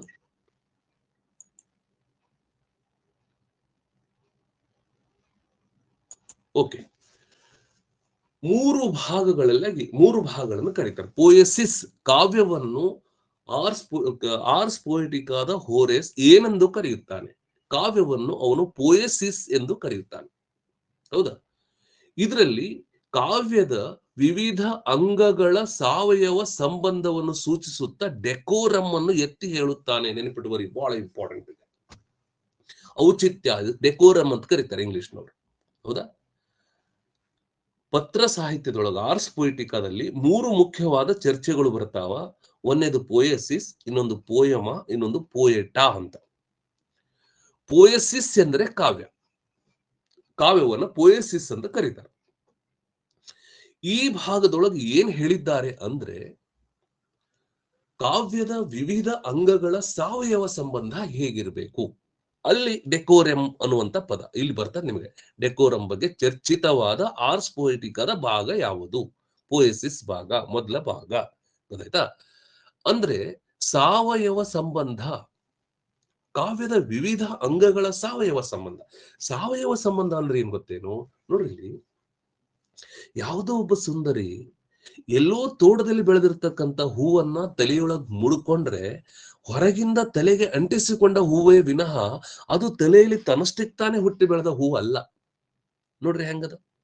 ಹೌದಾ. ಅದಕ್ಕ ಪುಸ್ತಕದಲ್ಲಿ ದೊರೆತ ಅರಿವು ಏನದು, ಹೊರಗಿಂದ ಮೂಡಿದ ಪುಷ್ಪ ಇದ್ದ. ನಮ್ಮಷ್ಟಕ್ಕೆ ನಾವು ನಮ್ಮ ಅರಿವಿಗೆ ಬಂದ್ರೆ ಏನಾಗ್ತದ. ಹೌದಾ. ನಮ್ಮ ಆಂತರಂಗಿಕವಾಗಿ ಬೆಳೆದಿರ್ತಕ್ಕಂಥ ಒಂದು ಪ್ರತಿಭೆ, ನಮ್ಮ ಪ್ರತಿಭೆಯಿಂದ ನಾವು ಜ್ಞಾನವನ್ನು ತಿಳ್ಕೊಂಡ್ರೆ ಏನಾಗ್ತದ, ತಳೆದ ಪುಷ್ಪ ಆಗ್ತದ. ಅದಕ್ಕೆ ಸಾವಯವ ಸಂಬಂಧ ಅಂದ್ರೆ ಏನಂದ್ರ, ಯಾವುದೇ ವಸ್ತುವನ್ನ ಕಾವ್ಯದಲ್ಲಿ ನಾವು ಜೋಡಿಸ್ತೀವಲ್ಲ, ಜೋಡಿಸುವಾಗ ಆ ಕಾವ್ಯದಲ್ಲಿ ಔಚಿತ್ಯ ಪ್ರಜ್ಞೆ ಇರಬೇಕು. ಅದಕ್ಕೆ ಸರಿಯಾದ ರೀತಿಯಾಗಿರ್ತಕ್ಕಂಥ ಅಲಂಕಾರ ಆಗಿರ್ಬೇಕು, ಸರಿಯಾದ ಪದ ಆಗಿರ್ಬೇಕು, ಸರಿಯಾದ ವಾಕ್ಯ ಆಗಿರ್ಬೇಕು, ಸರಿಯಾದ ಭಾವ ಇರಬೇಕು, ಸರಿಯಾದ ಸಂದರ್ಭ ಇರಬೇಕು. ಹಾಗಿದ್ರೆ ಮಾತ್ರ ಸಾವಯವ ಸಂಬಂಧ ಅಂತ ಕರೀತಾರೆ. ಹಾಗಾಗಿ ಆತ ಏನ್ ಹೇಳ್ತಾನಂದ್ರೆ, ಕಾವ್ಯ ಅದು ಔಚಿತ್ಯ ಪೂರ್ಣವಾಗಿರಬೇಕು. ಔಚಿತ್ಯ ಪೂರ್ಣ ಅಂದರೆ ಅಲ್ಲಿ ಬಳಸಬಹುದಾದ ಪ್ರತಿ ಪದ, ವಾಕ್ಯ, ಅಲಂಕಾರ, ರಸ ಎಲ್ಲವೂ ಕೂಡ ಔಚಿತ್ಯ ಪೂರ್ಣವಾಗಿ ಜೋಡಿಸಲ್ಪಟ್ಟಿರಬೇಕು ಅನ್ನೋದ್ರ ಬಗ್ಗೆ ಆ ಒಂದು ಭಾಗದಲ್ಲಿ ಆತ ಹೇಳ್ತಾನೆ. ಮತ್ತೆ ಬಹಳ ಚಂದ ಹೇಳ್ತಾನ. ಮನುಷ್ಯನ ತಲೆಯನ್ನು ಬರೆದು ಅದಕ್ಕೆ ಕುದುರೆಯ ಕತ್ತನ್ನು ಕೂಡಿಸಿ ಇತರ ಪ್ರಾಣಿಗಳ ಅವಯವಗಳನ್ನು ಸೇರಿಸಿ ಬರೆದ ಚಿತ್ರ ಹೇಗಿರುತ್ತೋ ಹಾಗೆ ಅಸಂಭಾವ್ಯವಾದ ಘಟನೆಗಳಿಂದ ಕಲ್ಪಿತವಾದ ಕಾವ್ಯ ಹಾಸ್ಯಾಸ್ಪದವಾಗುತ್ತದೆ. ಡೆಕೋರಂ ಬಗ್ಗೆ ಬರೆಯುತ್ತಾ ಈ ಪದ ಬರಿತಾನ. ನಾವು ಮನುಷ್ಯನ ಚಿತ್ರ ಬಿಡ್ಸಕ್ ಹೊಂಟೀವಿ, ಮನುಷ್ಯನ ತಲೆ ಬರ್ದೀವಿ, ಕುದುರೆಯ ಕತ್ತನ್ನು ಬರ್ದೀವಿ. ಹೌದಾ. ವಿವಿಧ ಪ್ರಾಣಿಗಳ ಅವಯವವನ್ನು ಜೋಡಿಸ್ತೀವಿ. ಅವಾಗ ಅದು ಮನುಷ್ಯನೂ ಅಲ್ಲ, ಕುದುರೆನೂ ಅಲ್ಲ, ಪ್ರಾಣಿನೂ ಅಲ್ಲ, ಏನೂ ಅಲ್ಲ. ಹೌದಾ. ಇದೇನು ಅನೌಚಿತ್ಯ ಆಗ್ತದ, ಹಾಸ್ಯಾಸ್ಪದ ಆಗ್ತದ ಡೆಕೋರಿಯಂ ಇಲ್ದೆ ಹೋಗಿದ್ರೆ ಎನ್ನುವ ಹೇಳಿಕೆ ಬಹಳ ಸುಂದರವಾದಂತ ಒಂದು ಹೇಳಿಕೆಯನ್ನು ಅವನು ಕೊಡ್ತಾನೆ. ಹಾಗಾಗಿ ಡೆಕೋರಂ ಬಗ್ಗೆ ಚರ್ಚಿತವಾಗಿರ್ತಕ್ಕಂತಹ ಕೃತಿ ಆರ್ಸ್ ಪೊಯಿಟಿಕಾ. ಆ ಡೆಕೋರಂ ಚರ್ಚೆ ಆಗಿದ್ದು ಪ್ರಥಮ ಭಾಗದೊಳಗ ಅದಕ್ಕೆ ಪೋಯಸಿಸ್ ಅಂತ ಕರೆದ. ಕಾವ್ಯ ಅಂದ್ರೆ ಔಚಿತ್ಯ ಪೂರ್ಣವಾಗಿರಬೇಕು ಅನ್ನೋದು ಹಿಂಗೂ ಕ್ವಶನ್ ಕೇಳ್ಬೋದು ನಿಮ್ಗೆ.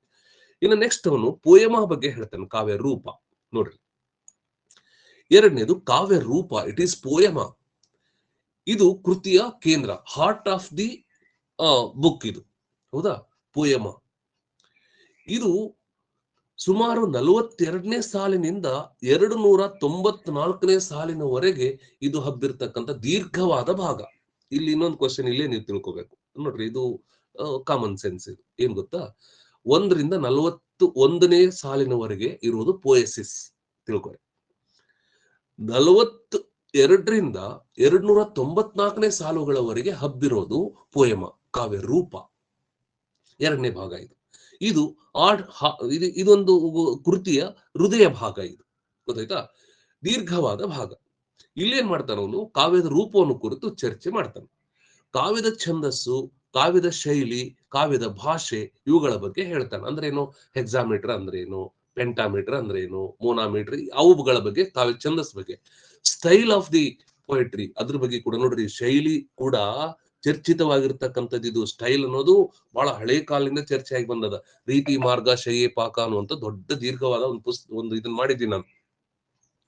ದೀರ್ಘವಾಗಿರ್ತಕ್ಕಂಥ ಒಂದು ಚರ್ಚೆ ಮಾಡಿದ್ದೀನಿ ನಾನು, ಹೌದಾ? ಅಲ್ಲಿ ನೀವು ನೋಡ್ಬೇಕು, ಅಲ್ಲಿ ರೀತಿ ಮಾರ್ಗ ಶೈಯೆ ಪಾಕ, ಹೌದಾ, ಎಲ್ಲ ಪರಿಕಲ್ಪನೆಗಳನ್ನು ಒಂದ್ ಕಡೆ ತಂದಿದ್ದೀನಿ. ಸ್ಟೈಲ್ ಕೂಡ ತಂದಿದ್ದೀನಿ ನಾನು ಅಲ್ಲಿ, ಹೌದಾ? ಅಂದ್ರೆ ಸ್ಟೈಲ್ ಬಗ್ಗೆ ಚರ್ಚಿತವಾಗಿರ್ತಕ್ಕಂತಹ ಆರ್ಸ್ ಪೊಯೆಟಿಕ್ ಆದ ಭಾಗ ಅದು ಯಾವುದು, ಪಾರ್ಟ್ 2. ಅದಕ್ಕೆ ಅವನು ಪೋಯಮ ಅಂತ ಕರೆದಾನ. ಪೋಯಮ ಎಂದರೆ ಅದೇನು, ಒಂದು ಕಾವ್ಯದ ರೂಪ, ಗೊತ್ತಾಯ್ತಾ? ಕಾವ್ಯ ರೂಪಕ್ಕೆ ಪೋಯಮ ಅಂತ ಕರೆದ. ಪೋಯಮ ಭಾಗದಲ್ಲಿ ಏನ್ ಚರ್ಚಿತವಾಗಿದೆ, ಛಂದಸ್ಸು, ಶೈಲಿ, ಕಾವ್ಯ ಭಾಷೆ ಚರ್ಚಿತವಾಗಿದೆ. ಪೋಯಮ ಅನ್ನುವಂತ ಭಾಗ ಎಲ್ಲಿಂದ ಎಲ್ಲಿವರೆಗೆ ಹಬ್ಬಿದೆ, 42ನೇ ಸಾಲಿನಿಂದ 294ನೇ ಸಾಲಿನವರೆಗೆ ಇದು ಹಬ್ಬಿದೆ. ಇದು ಕಾವ್ಯದ ಹೃದಯ ಭಾಗ, ಗೊತ್ತಾಯ್ತಾ? ವಸ್ತು ವಿನ್ಯಾಸದ ಬಗೆಗೂ ಕೂಡ ಕೆಲವು ಮಾತುಗಳನ್ನ ತರ್ತಾನವನು. ವಸ್ತು ವಿನ್ಯಾಸ ಅಂದ್ರೇನು, ಹೇಗೆ ಸಂಕಲನ ಮಾಡಬೇಕು ಕಾವ್ಯವನ್ನು, ಹೌದಾ? ಇದರಲ್ಲಿ ಬಹಳ ಸೂಪರ್ ಆಗಿರ್ತಕ್ಕಂಥ ಪರಿಕಲ್ಪನೆ ಮುಂದೆ ಬರ್ತಾವ. ಇದನ್ನ ಇಟ್ಕೊಂಡೇ ಮಾತಾಡ್ತಾನ ಅವ್ನು. ಏನು, ಈಗ ಪರ್ಪಲ್ ಪ್ಯಾಚ್ ಅಂತ ಬರ್ತೈತಿ, ಅಬ್ಬು ಅಂತ ಬರ್ತೈತಿ, ಮುಂದೆ ಮಾತಾಡ್ತೀನಿ ಅದ್ರ ಬಗ್ಗೆ. ಅಂದ್ರೆ ಇಲ್ಲಿ ಏನಂದ್ರ ವಸ್ತು ವಿನ್ಯಾಸದ ಬಗೆಗೂ ಕೂಡ ಹೇಳಿದ್ದಾನೆ, ಕಾವ್ಯ ಸಂಕಲನದ ಬಗ್ಗೆ ಹೇಳಿದ್ದಾನೆ.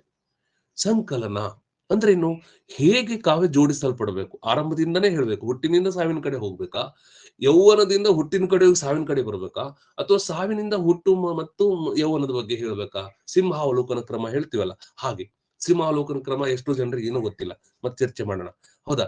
ಹೀಗೇನಂದ್ರ ವಸ್ತು ವಿನ್ಯಾಸದ ಬಗ್ಗೆ ಕೂಡ ಅವನು ಹೇಳ್ತಾನ. ಪದಗಳನ್ನು ಹೇಗೆ ಆಯ್ಕೆ ಮಾಡಬೇಕು, ಪದ್ಯ ರಚನೆಯಲ್ಲಿ ಆಯಾ ಸಾಹಿತ್ಯ ಪ್ರಕಾರಗಳಿಗೆ ಹೊಂದಿಕೊಂಡು ಹೋಗಬೇಕಾದ ಕ್ರಮದಲ್ಲಿ ಯಾವ ಕ್ರಮವನ್ನು ನಾವು ಅನುಸರಿಸಬೇಕು, ಪದ್ಯ ಆಕರ್ಷಕವಾಗಬೇಕಾದ್ರೆ, ಆಹ್ಲಾದಕರವಾದಂತ ಅನುಭವ ಕೊಡಬೇಕಾದ್ರೆ ಪದ್ಯದ ರಚನೆ ಹೇಗಿರಬೇಕು ಅನ್ನೋದ್ರ ಬಗ್ಗೆ ಚರ್ಚೆ ಇಲ್ಲಿ ಬರ್ತದ. ನೆಕ್ಸ್ಟ್ ನಾಟಕಗಳ ಚರ್ಚೆಯನ್ನು ಕೂಡ ಮಾಡುತ್ತಾನೆ, ನೆನ್ಪಿಟ್ಕೋರಿ. ಪದ್ಯದ ಬಗ್ಗೆ ಚರ್ಚೆ ಆಗಿದೆ, ನಾಟಕಗಳ ಬಗ್ಗೆ ಚರ್ಚೆ ಆಗಿದೆ.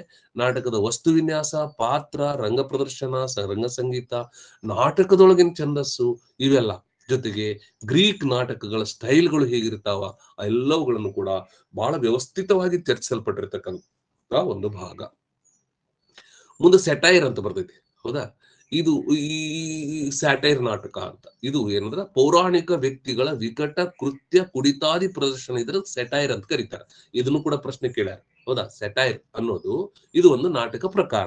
ಇದು ಏನಂದ್ರ ಪೌರಾಣಿಕ ವ್ಯಕ್ತಿಗಳ ಕುರಿತು ವಿಕಟ ನೃತ್ಯ, ಹೆಂಗ್ ಬೇಕಂಗ ಕುಣಿಯೋದು, ಹೆಂಗ್ ಬೇಕಂಗ ಕುಡಿಯೋದು, ಯಾವ ತರ ಬೇಕು ಆ ತರ ಡಾನ್ಸ್ ಮಾಡೋದು, ವಿಕಟವಾದ ನೃತ್ಯ ಮಾಡೋದು, ಆ ತರದ ನಾಟಕಕ್ಕೆ ಸ್ಯಾಟೈರ್ ಅಂತ ಕರೀತಾರೆ. ಸಂಗೀತ, ಈ ಅಪ್ರಸ್ತುತ ವಿಷಯಗಳನ್ನು ಕೂಡ ಇಲ್ಲಿ ಚರ್ಚೆ ಮಾಡಿ, ಸಂಗೀತಗಳ ಬಗ್ಗೆ. ಹೀಗೆ ತುಂಬಾ ಡಿಟೇಲ್ ಆಗಿರ್ತಕ್ಕಂಥ, ಹೇಗೆ ನಮ್ಮ ಭರತನ ನಾಟ್ಯಶಾಸ್ತ್ರದಲ್ಲಿ ನಾಟಕದ ಸಮಗ್ರ ವಿಷಯಗಳ ಬಗ್ಗೆ ಚರ್ಚೆ ಮಾಡಲ್ಪಟ್ಟಿದೆಯೋ, ಹಾಗೆ ಇಲ್ಲೂ ಕೂಡ ಹೆಚ್ಚು ಕಡಿಮೆ ಇದು ಭರತನ ನಾಟ್ಯಶಾಸ್ತ್ರದ ಟೈಪ್ ನಮಗ್ ಅನಿಸ್ತದ, ಹೌದಾ? ಇದನ್ನ ನೀವು ತಿಳ್ಕೊಂಡಿರ್ಬೇಕು. ಯಾಕಂದ್ರೆ ಮುಂದಿನ ದಿನಮಾನಗಳಲ್ಲಿ ನಮ್ಮ ಪುಸ್ತಕಗಳು ಬಂದ್ಮೇಲೆ ಕ್ವಶನ್ ಈ ತರನೂ ಆಗ್ಬೋದು. ಅಂದ್ರ ಭರತನ ನಾಟ್ಯಶಾಸ್ತ್ರಕ್ಕೆ ಹೋಲಿಸಬಹುದಾದ ಆರ್ಸ್ ಪೊಯೆಟಿಕ್ ಆದ ಭಾಗ ಯಾವುದು, ಕಾವ್ಯ ರೂಪ, ಪೋಯಮ, ಇದು second, it is the heart of the book ಅಂತ ಏನಾದ್ರೂ ಕೇಳ್ಬಹುದು. ಸೆಟೈರ್ ಅಂದ್ರೆ ಏನು ಕೇಳ್ಬಹುದು, ಹೌದಾ? ಇವೆಲ್ಲ ಕೆಲವೊಮ್ಮೆ ಹಿಂಗೂ ಕೇಳ್ಯಾರ, ಪ್ರಾಚೀನ ಗ್ರೀಕ್ ನಾಟಕಗಳ ಬಗ್ಗೆ ಚರ್ಚಿಸಲ್ಪಟ್ಟ ಆರ್ಸ್ ಪೊಯೆಟಿಕ್ ಆದ ಭಾಗ ಯಾವುದು, ಹೌದಾ? ಹೀಗೂ ಕೇಳಬಹುದು, ಹೌದಾ? ಏನಾದ್ರೂ ಪ್ರಶ್ನೆ ಇದ್ರ ಮೇಲೆ ಬರ್ತದೆ. ಮೂರನೇದು ಬಂತು ಪೋಯಟಾ ಅಂತ. ನೋಡ್ರಿ, 3 ಭಾಗಗಳನ್ನ ಮಾಡಿದ್ನ. ಒಂದೇದ್ ಏನ್ ಹೇಳಿದ್ರಿ ನೀವು, ನೋಡ್ರಿ, ಇವು ಸ್ವಲ್ಪ ನೆನ್ಪಿಡ್ಕೋಬೇಕು. ಪೋಯಸಿಸ್, ಪೋಯಮ ಮತ್ತು ಪೋಯಟಾ 3 ನೆನ್ಪಿಟ್ಕೊಂಡ್ಬಿಡ್ರಿ, ಹೌದಾ? ಕಾವ್ಯ, ಕಾವ್ಯ ರೂಪ, ಕವಿ, ಹೌದಾ? ಕಾವ್ಯದ ಹೀಗೆ 3, ಪೋಯಸಿಸ್, ಪೋಯಮ, ಪೋಯಟಾ, ಈ ಪದಗಳನ್ನ ನೆನ್ಪಿಟ್ಕೋರಿ. ಪೋಯಮ ಅನ್ನೋದು ಹಾರ್ಟ್, ಇದು, ಹೌದಾ? ಹೃದಯ ಇದ್ದಂಗ. ಪೋಯಟಾ ಅಂದ್ರೆ ಕವಿ ಬಗ್ಗೆ ಬರೀತಾನ ನಾವು. ಇದು 295ರಿಂದ 476ನೇ ಸಾಲುಗಳವರೆಗೆ ಇರ್ತಕ್ಕಂತ ಬಹಳ ಇದು ಒಂಥರ ಅದಕ್ಕಿಂತ ಸ್ವಲ್ಪ ಕಡಿಮೆ ಭಾಗ, 3ನೇ ಭಾಗ, ಹೌದಾ? ಇದರಲ್ಲಿ ಏನದ, ಸಮಕಾಲೀನ ಸಾಹಿತ್ಯದ ವಿಮರ್ಶೆಯ ಬಗ್ಗೆ ಹೆಚ್ಚು ಗಮನವನ್ನ ಕೊಡಲಾಗಿದೆ. ಹೌದಾ?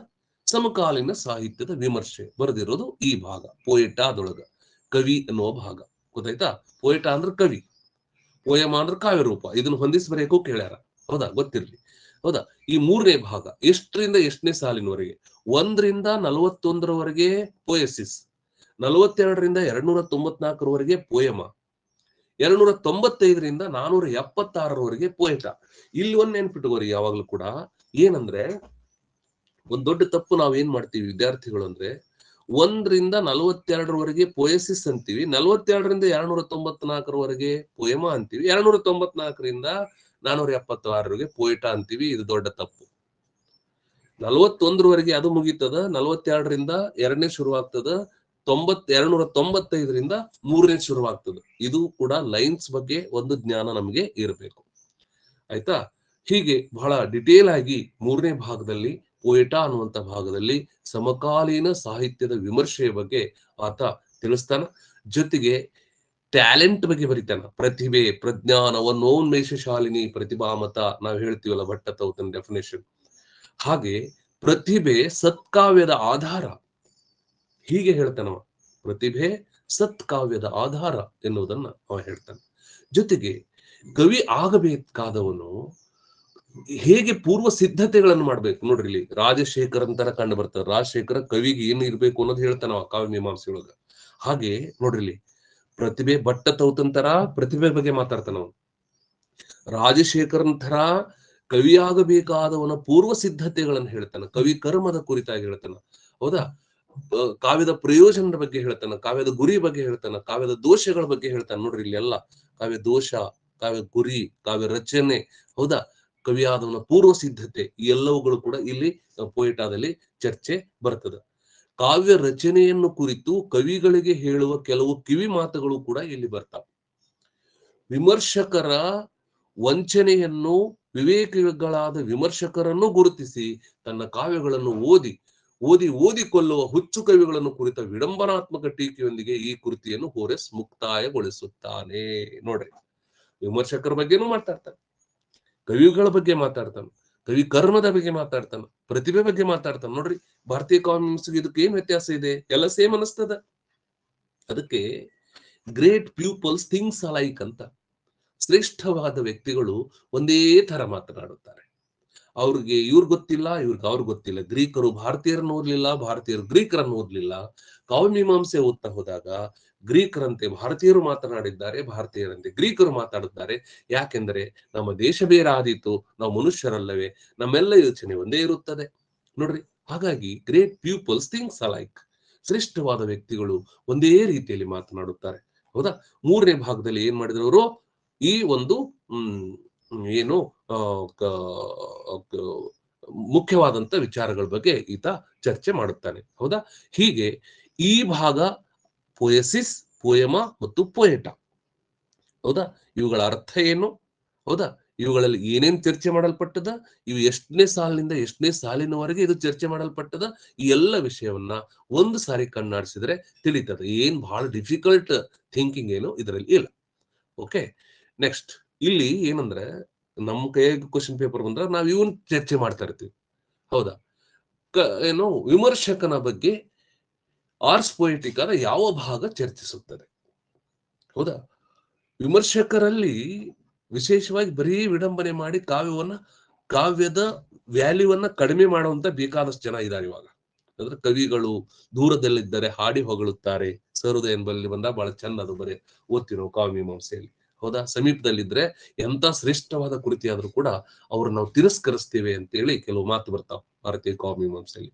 ಹಾಗೆ ವಿಮರ್ಶಕರು ವಿಡಂಬನಾತ್ಮಕವಾಗಿ ವಿಮರ್ಶಿಸಿ ಕಾವ್ಯದ ಮೌಲ್ಯಗಳನ್ನು ಅಪಮೌಲ್ಯಗೊಳಿಸುವಂತಹ ವ್ಯಕ್ತಿಗಳ ಬಗ್ಗೆ ಯಾರು ಮಾತಾಡಿದ್ದಾರೆ, ಆರ್ಸ್ ಪೊಯಿಟಿಕಾದ ಕರ್ತೃವಾಗಿರ್ತಕ್ಕಂಥ ಹೋರೆಸ್ ಎಲ್ಲಿ ಮಾತಾಡಿದ್ದಾನೆ? ಪೋಯೆಟಾ ಅನ್ನುವಂತ 3ನೇ ಭಾಗದಲ್ಲಿ ಮಾತನಾಡಿದ್ದಾನೆ. ನೋಡ್ರಿ, ಬಹಳ ಅದ್ಭುತವಾದಂತ ಒಂದು ಪುಸ್ತಕ ಇದು. ಎಸ್, ನೆಕ್ಸ್ಟ್ ಬರೋದು ಆರ್ಸ್ ಪೊಯಿಟಿಕಾದ ಬಹಳ ಮುಖ್ಯವಾದ ಭಾಗ. ಇದನ್ನ ನಮ್ಮ ಕನ್ನಡ ಸಾಹಿತ್ಯದಲ್ಲಿ ಬರೆದಿಲ್ಲ. 10 ಮುಖ್ಯವಾದ ತಂತ್ರಗಳು, ಇತರ ತಂತ್ರಗಳು ಕೂಡ ಇವೆ. ತಂತ್ರಗಳು ಬಹಳ ಇವೆ ನಾವು, ಆದ್ರೆ 10 ಬಹಳ ಮುಖ್ಯವಾದ ತಂತ್ರಗಳು ಇಂಗ್ಲಿಷ್ ಲಿಟರೇಚರ್ ನಲ್ಲಿ, ಇಂಗ್ಲಿಷ್ ಕ್ರಿಟಿಸಿಸಂ ನಲ್ಲಿ ಮತ್ತು ಸಂಸ್ಕೃತ, ಹಿಂದಿ ಮೊದಲಾಗಿರ್ತಕ್ಕಂತಹ ಭಾರತೀಯ ಭಾಷೆಗಳ ತೌಲನಿಕ ಅಧ್ಯಯನಗಳಲ್ಲಿ ಇವುಗಳ ಬಗ್ಗೆ ತುಂಬಾ ಚರ್ಚಿಸಲ್ಪಟ್ಟಿದೆ. ದುರ್ದೈವ ನಮ್ಮ ಕನ್ನಡದ ಪುಸ್ತಕದಲ್ಲಿ ಇವುಗಳ ಬಗ್ಗೆ ಬರೆದಿಲ್ಲ, ತಿಳ್ಕೊಳ್ಳಿ. ಆರ್ಸ್ ಪೊಯಿಟಿಕಾದಲ್ಲಿ 10 ಮುಖ್ಯ ತಂತ್ರಗಳು ಮತ್ತು ಇತರ ತಂತ್ರಗಳ ಚರ್ಚೆ ಆಗಿವೆ. ಅದನ್ನ ನಾವು ಇಲ್ಲಿ ನೋಡ್ತಾ ಇದ್ದೀವಿ. ಒಂದನೇದು ಇನ್ ಮೀಡಿಯಾಸ್ ರೆಸ್ ಅಂತ ಕರೀತಾರೆ. ಒಂದನೇ ಪಾಯಿಂಟ್, ದ ಫಸ್ಟ್ ಟೆಕ್ನಿಕ್, ಹೌದಾ, explained in Ars Poetica by Horace is in medias res ಅಂತ. ಹೌದಾ, ಇದು ಯಾವ ಭಾಷೆಯಿಂದ ಬಂದಿದೆ? ಲ್ಯಾಟಿನ್ ಭಾಷೆಯಿಂದ ಬಂದಿದೆ. ಇದ್ರ ಬಗ್ಗೆ ಚರ್ಚೆ ಆಗಿದ್ದು 148ನೇ ಸಾಲಿನಲ್ಲಿ, 1ನೇ ಭಾಗದ 148ನೇ ಸಾಲಿಗೇನು ಬರ್ದ. ಇದರ ಅರ್ಥ ಏನು ಅಂದ್ರೆ into the middle of the things ಅಂತ. ಇದು ನೆನ್ಪಿಟ್ಕೋರಿ, ತುಂಬಾ ಬಾರಿ ಪ್ರಶ್ನೆ ಆಗಿದೆ, ನಮ್ಗೆ ಗೊತ್ತೇ ಇರಲ್ಲ, ಯಾವುದೋ ಒಂದು ದೇವರಂಕಿ ಹಾಕಿ ಬರ್ತೀವಿ. Into the middle of the things ಅಂತ, ಇನ್ ಮೀಡಿಯಾಸ್ ರೆಸ್, ಇದು ಲ್ಯಾಟಿನ್ ಪದ. ಬಹುಶಃ ಇದು 1.148 ಬರ್ದಿ ನಾನು. 1ರಿಂದ 148ನೇ ಸಾಲುಗಳ ಮಧ್ಯದಲ್ಲಿ ಚರ್ಚೆ ಆಗಿರ್ಬೇಕು ಅಂತ ಅನಿಸ್ತದೆ. ಬಹಳ ದಿವಸ ಆಯ್ತು ನೋಟ್ಸ್ ಮಾಡಿ ನಾನು. ಯಾವ ಭಾಷೆ ಪದ in medias res? It is a Latin word.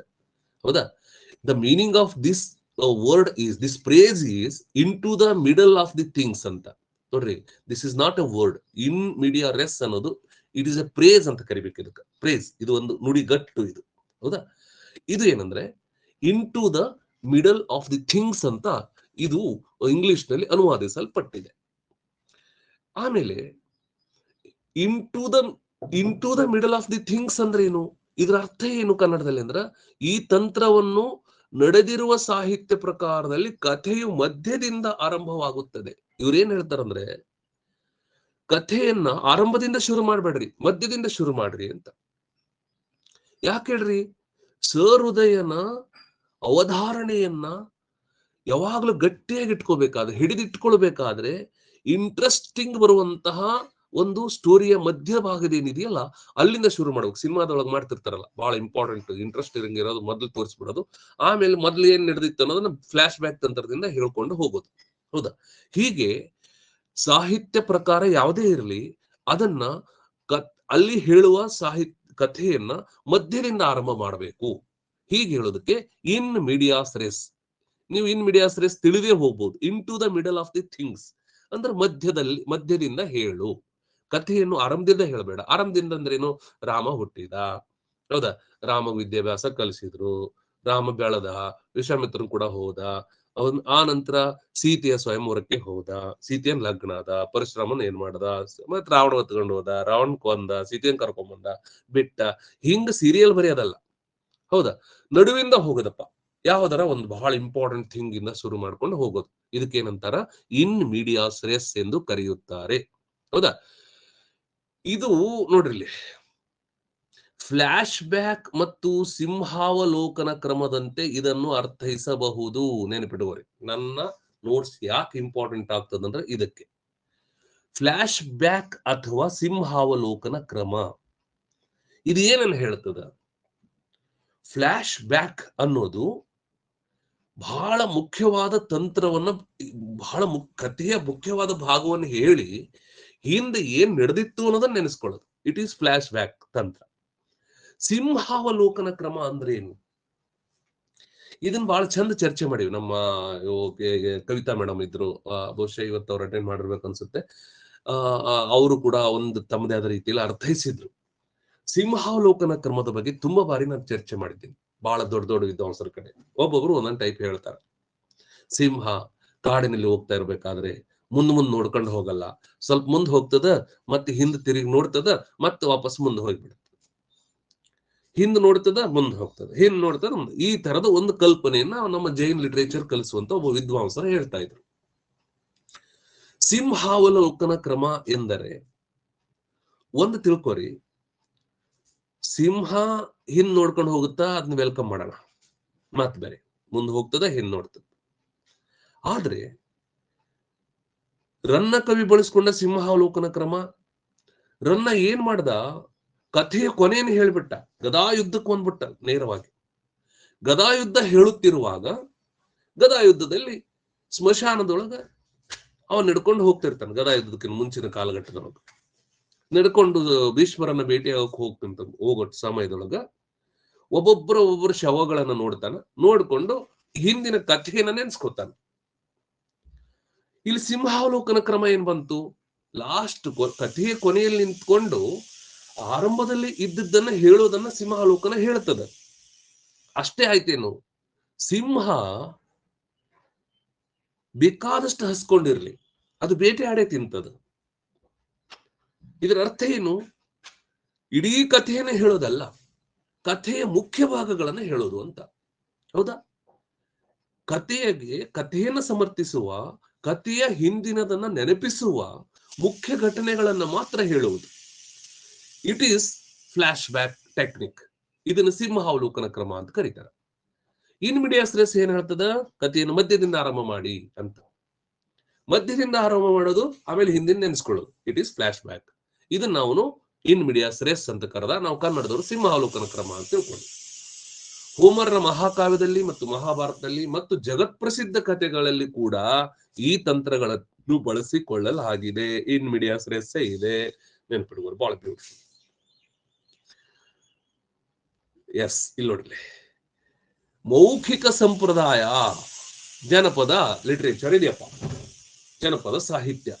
ಇಲ್ಲಿ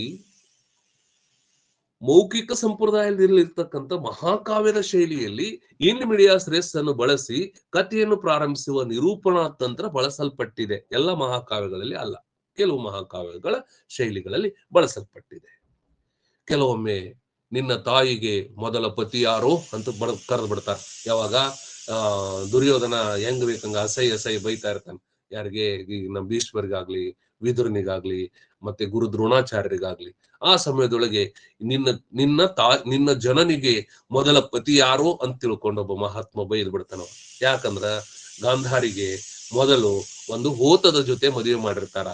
ಹೋತ ಅಂದ್ರ ಪ್ರಾಣಿ. ಹೋತದೊಂದಿಗೆ ಮದುವೆ ಮಾಡಿಬಿಟ್ಟಿರ್ತಾರ. ಯಾಕಂದ್ರ ನಿನ್ನ ಪತಿ ತೀರಿ ಹೋಗುತ್ತಾನೆ ಅಂತ ಹೇಳಿರ್ತಾರೆ. ಹಾಗಾಗಿ ಪತಿ ಅದನ್ನ ಮಾಡಿದ್ರು, ಆಮೇಲೆ ಅದನ್ನ ಕೊಂದ್ಬಿಟ್ರು, ಸತ್ತು ಹೋಯ್ತು. ಆಮೇಲೆ ಇವನ್ ಕೂಡ ಮದುವೆ ಮಾಡ್ತಾರೆ. ನೋಡ್ರಿ ಹೆಂಗದ ಅಂದ್ರೆ, ನಿನ್ನ ಜನನಿಗೆ ಪತಿ ಯಾರೋ ಅಂದಾಗ ನಮಗ್ ಹಿಂದಿನ ಕತೆ ನೆನಪಾಗುತ್ತೆ. ಇವ್ರ ಅವಾಗ ಇನ್ನೊಂದು ಮದುವೆ ಆಗಿತ್ತಂತಲ್ಲಪ್ಪ ಅಂತೇಳಿ, ಇವ್ರ ತಾಯಿಗೆ ಮದುವೆ ಆಗಿತ್ತಂತಲ್ಲ ಅನ್ನುವಂತ ಹಳೆಯ ಕತೆ ನೆನಪಾಗಿಬಿಡ್ತದ. ಅಂದ್ರೆ ಮಹಾಕಾವ್ಯದ ಶೈಲಿಯಲ್ಲಿ ಕೆಲವೊಮ್ಮೆ ಇನ್ ಮೀಡಿಯಾಸ್ ರೆಸ್ ಅನ್ನ ಬಳಸಿಕೊಂಡು ಕಥೆಯನ್ನು ಆರಂಭಿಸುವಂತದ್ದು ಇತ್ತು. ಇದನ್ನು ಇನ್ ಮೀಡಿಯಾಸ್ ರೆಸ್ ಅಂತ ಕರೆದ. ಹೌದಾ?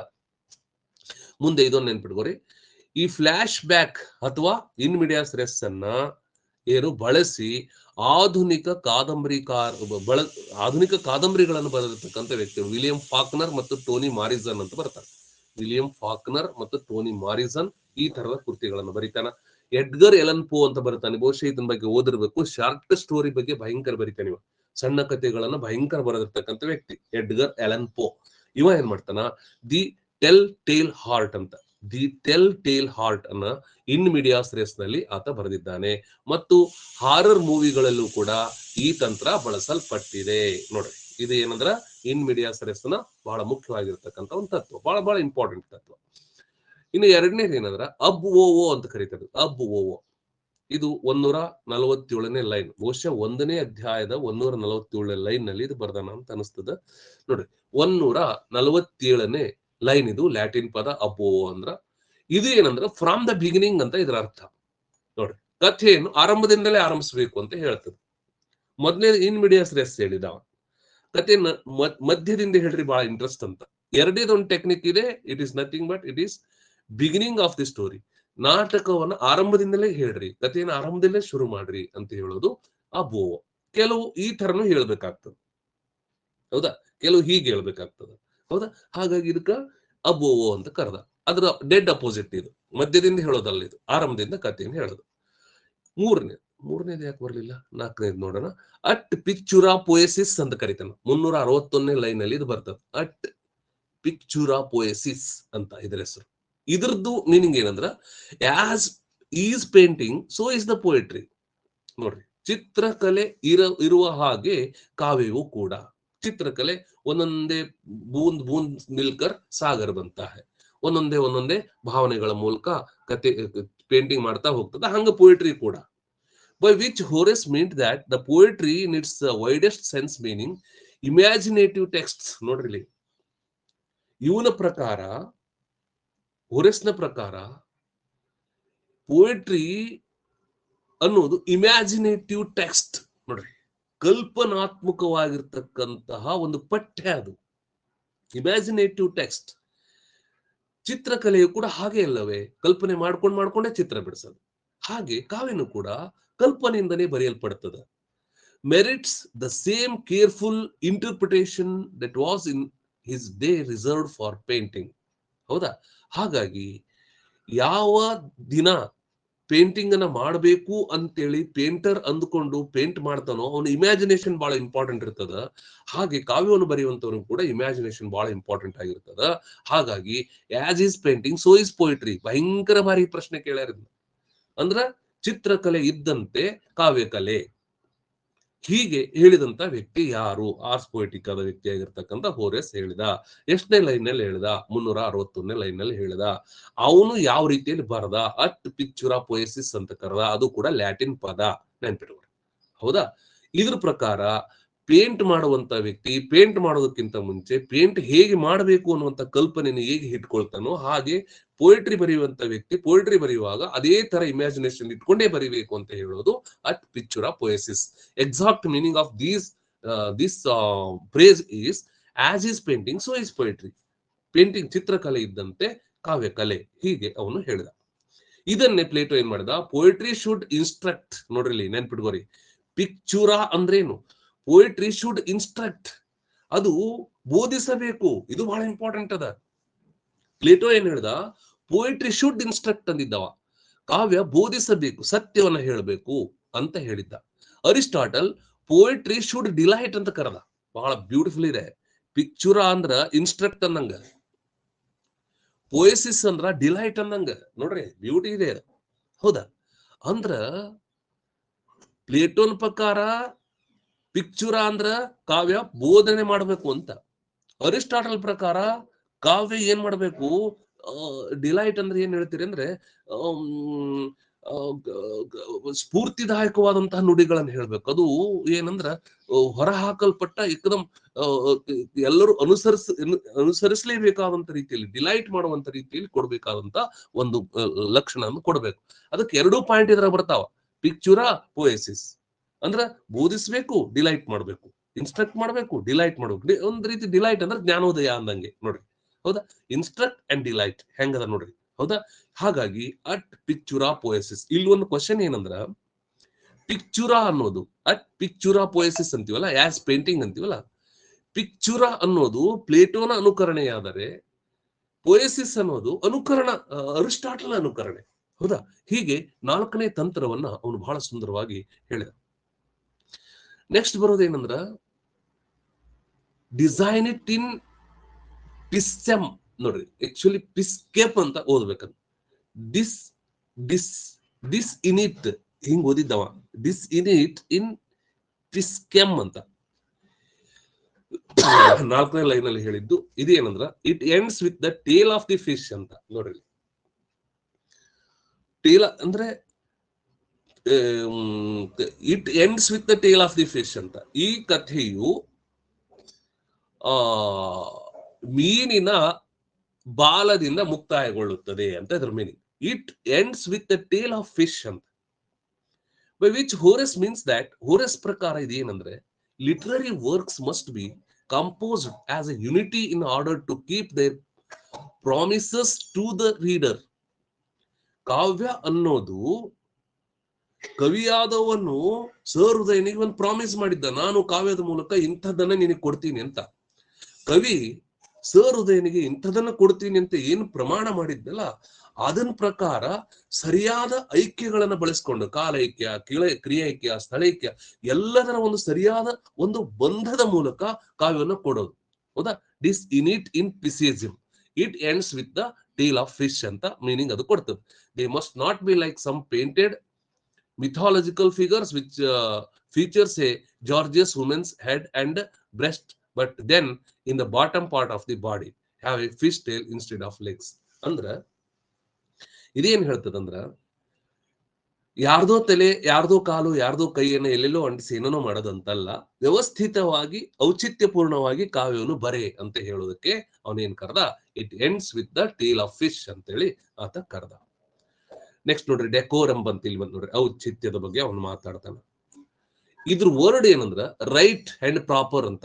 ಡೆಕೋರಂ it is a word, it is not English word, it is Latin word. ಇದ್ರ ಅರ್ಥ ಏನಂದ್ರೆ ರೈಟ್ ಅಂಡ್ ಪ್ರಾಪರ್ ಅಂತ ಇದ್ರ ಅರ್ಥ. Was a principle of classical rhetoric, poetry and theoretical theory concerning the fitness or otherwise of the style of the theoretical subject. ಅಂದ್ರೆ ಪ್ರಾಚೀನ Greek ಸಾಹಿತ್ಯ ರಚನೆಯೊಳಗ poetry ಇರ್ಲಿ ಅಥವಾ ಒಂದು ತತ್ವವನ್ನು ಹೇಳುವಂತಹ ಒಂದು ಕೃತಿ ಇರಲಿ, ಅದು ಏನಂದ್ರ ಔಚಿತ್ಯಪೂರ್ಣವಾಗಿರಬೇಕು ಅಂತ ಹೇಳೋದು. The concept of decorum is also applied to prescribe limits of the appropriate social behaviour within the set situations. ಇಲ್ಲಿ ಕನ್ನಡದಾಗ ನಾ ಮಾಡಿದ್ವಿ. ಕಾವ್ಯ ಮತ್ತು ನಾಟಕೀಯ ಸಿದ್ಧಾಂತದ ಒಂದು ತತ್ವ. ನಾಟಕೀಯ ವಿಷಯಕ್ಕೆ ಶೈಲಿ ಬಹಳ, ಡೆಕೋರಮ್ ಬಹಳ ಇಂಪಾರ್ಟೆಂಟ್. ಅಲಂಕಾರದ ಪರಿಕಲ್ಪನೆಯು ನಿಗದಿತ ಸಂದರ್ಭದಲ್ಲಿ ಸೂಕ್ತವಾದ ಸಾಮಾಜಿಕ ನಡವಳಿಕೆಯ ನಿಗದಿತ ಮಿತಿಗಳಿಗೆ ಅನ್ವಯಿಸುತ್ತದೆ. ಇದರ ಅರ್ಥ ಏನಂದ್ರೆ, ಕಾವ್ಯ ಬರೀತೀರಿ, ಕೇವಲ ಅಲಂಕಾರಗಳನ್ನ ತಂದು ತೂರಿಸುವುದಲ್ಲ, ಸಮಯ ಸಂದರ್ಭದ ಸಮರ್ಥನೆಗಾಗಿ ಅಲಂಕಾರಗಳು ಬಳಸಲ್ಪಡಬೇಕು ವಿನಃ ಅಲಂಕಾರಗಳೇ ಶ್ರೇಷ್ಠ ಆಗಬಾರದು ಅಂತ. ಕವಿ ಒಬ್ಬ ಸುಂದರವಾಗಿ ಇದ್ದಾಳೆ, ಆಕೆ ಸೌಂದರ್ಯದ ವರ್ಧನೆ ಮಾಡೋದು ಅಲಂಕಾರ ಶಾಸ್ತ್ರದ ಬಹಳ ಮುಖ್ಯವಾದ ಕೆಲಸ.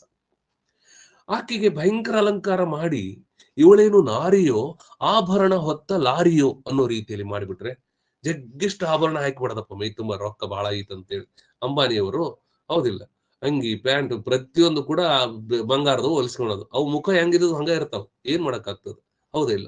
ಹಾಗಾಗಿ ಸೌಂದರ್ಯ ವರ್ಧನೆಗೆ ಬೇಕಾದಷ್ಟು ಅಲಂಕಾರವನ್ನು ಬಳಸ್ಕೋಬೇಕು, ಎಷ್ಟು ಬೇಕೋ ಅಷ್ಟು ಬಳಸ್ಕೋಬೇಕು. ಅದನ್ನ ಅವನು ಡೆಕೋರಮ್ ಬಗ್ಗೆ ಮಾತಾಡ್ತಾ ಇದ್ದಾನ. ಇದನ್ನ ಟಿ.ಎಸ್. ಎಲಿಯಟ್ ಏನ್ ಮಾಡ್ದ, ಯುನಿಫಿಕೇಶನ್ ಆಫ್ ಸೆನ್ಸಿಬಿಲಿಟಿ ಎಂದು ಕರೆದ. Great thoughts must match with great expressions. ನೀವು 2 ಪಾಯಿಂಟ್ ನೆನ್ಪಿಟ್ಕೋರಿ. ಡೆಕೋರಮ್ ಅನ್ನುವಂಥದ್ದು ಟಿ.ಎಸ್. ಎಲಿಯಟ್ ನ ಯಾವ ತತ್ವವನ್ನು ಹೋಲುತ್ತದೆ? ಆರ್ಸ್ ಪೋಯಿಟಿಕ್ ಆದ, ಹಲೋ, ಹೇಳಪ್ಪ. ಹೋಗ್ಬೇಕಪ್ಪ, ಕ್ಲಾಸ್ ತಗೊಂಡಾಗತ್ತಿದ್ನಿ. ಹೇಳ.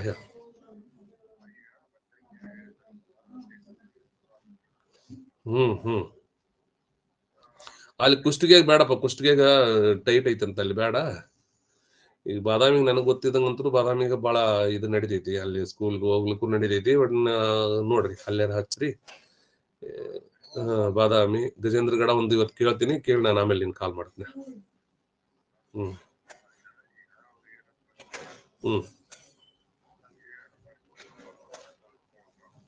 ಹ್ಮ್ ಹ್ಮ್ ಹ್ಮ್ ಆಯ್ತಪ್ಪ, ನಾನು ಗಡ ಒಂದು ಇನ್ನೊಂದು ಕೇಳಿ ನಿನಗೆ ಆಮೇಲೆ ಕಾಲ್ ಮಾಡ್ತೀನಿ, ಕ್ಲಾಸ್ ಮುಗಿಸ್ಕೊಂಡು. ಇಲ್ಲ ನೋಡ್ರಿ, ಅಪ್ರಾಪ್ರಿಯೇಟ್ನೆಸ್, ಡೆಕೋರಮ್ ಅಂದ್ರೆ ಟಿ.ಎಸ್. ಎಲಿಯಟ್ ಇದಕ್ಕೆ ಯೂನಿಫಿಕೇಶನ್ ಆಫ್ ಸೆನ್ಸಿಬಿಲಿಟಿ ಎಂದು ಕರೆದ. ನೋಡ್ರಿ, ಈ ಪದ ಬಹಳ ಚಂದ ತಿಳ್ಕೊಬೇಕ್ರಿ. ನಮ್ ಕ್ಲಾಸ್ ಕೇಳಿದವ್ರು ಇದು ಬಹಳ ಚಂದ ತಿಳಿತದ. ಸಂವೇದನೆಯ ಏಕೀಕರಣ ಮತ್ತು ನೋಡ್ರಿ, 2 ಪದಗಳು ಬಳಸ್ತಾನೆ T S. Eliot. Unification of sensibility ಅಂತ ಒಂದು ಬಳಸ್ತಾನ, ಡಿಸೋಸಿಯೇಷನ್ ಆಫ್ ಸೆನ್ಸಿಬಿಲಿಟಿ ಅಂತ ಇನ್ನೊಂದು ಬಳಸ್ತಾನೆ. ಟಿ.ಎಸ್. ಎಲಿಯಟ್ ಒಂದೇದು ಹೇಳಿದ ಯೂನಿಫಿಕೇಶನ್ ಆಫ್ ಸೆನ್ಸಿಬಿಲಿಟಿ ಅಂದ್ರೆ ಸಂವೇದನೆಯ ಏಕೀಕರಣ. ಸಂವೇದನೆ ಏಕೀಕರಣ ಅಂದ್ರೇನು? ಮೈಂಡ್ ಮತ್ತು ಹಾರ್ಟ್. ಮೈಂಡಿನಿಂದ ನಾವು ಯೋಚನೆ ಮಾಡ್ತೀವಿ, ಹಾರ್ಟ್ ಇಂದ ನಾವು ಸ್ಪಂದಿಸ್ತೀವಿ. ಸಂವೇದನೆ ಮತ್ತು ಭಾವನೆ ನೋಡ್ರಿ, ಯೋಚನೆ ಮತ್ತು ಭಾವನೆ, ಮೈಂಡ್ ಅಂಡ್ ಹಾರ್ಟ್. ಮೈಂಡ್ ಅಂದ್ರೆ ಯೋಚಿಸುತ್ತದೆ, ಹಾರ್ಟ್ ಏನ್ ಮಾಡ್ತದ, ಸ್ಪಂದಿಸುತ್ತದೆ. ಮೈಂಡ್ ಮತ್ತು ಹಾರ್ಟ್ ಎರಡನ್ನು ಕೂಡ ಏಕಕಾಲದಲ್ಲಿ ಒಯ್ಯೋದು, ಪಾಸ್ಟ್ ಮತ್ತು ಪ್ರೆಸೆಂಟ್ ಅನ್ನ ಕೂಡಿಸಿಕೊಂಡು ಹೇಳೋದು. ಹೌದಾ? ಇದಕ್ಕವ ಯೂನಿಫಿಕೇಶನ್ ಆಫ್ ಸೆನ್ಸಿಬಿಲಿಟಿ ಅಂತ ಕರೆದ.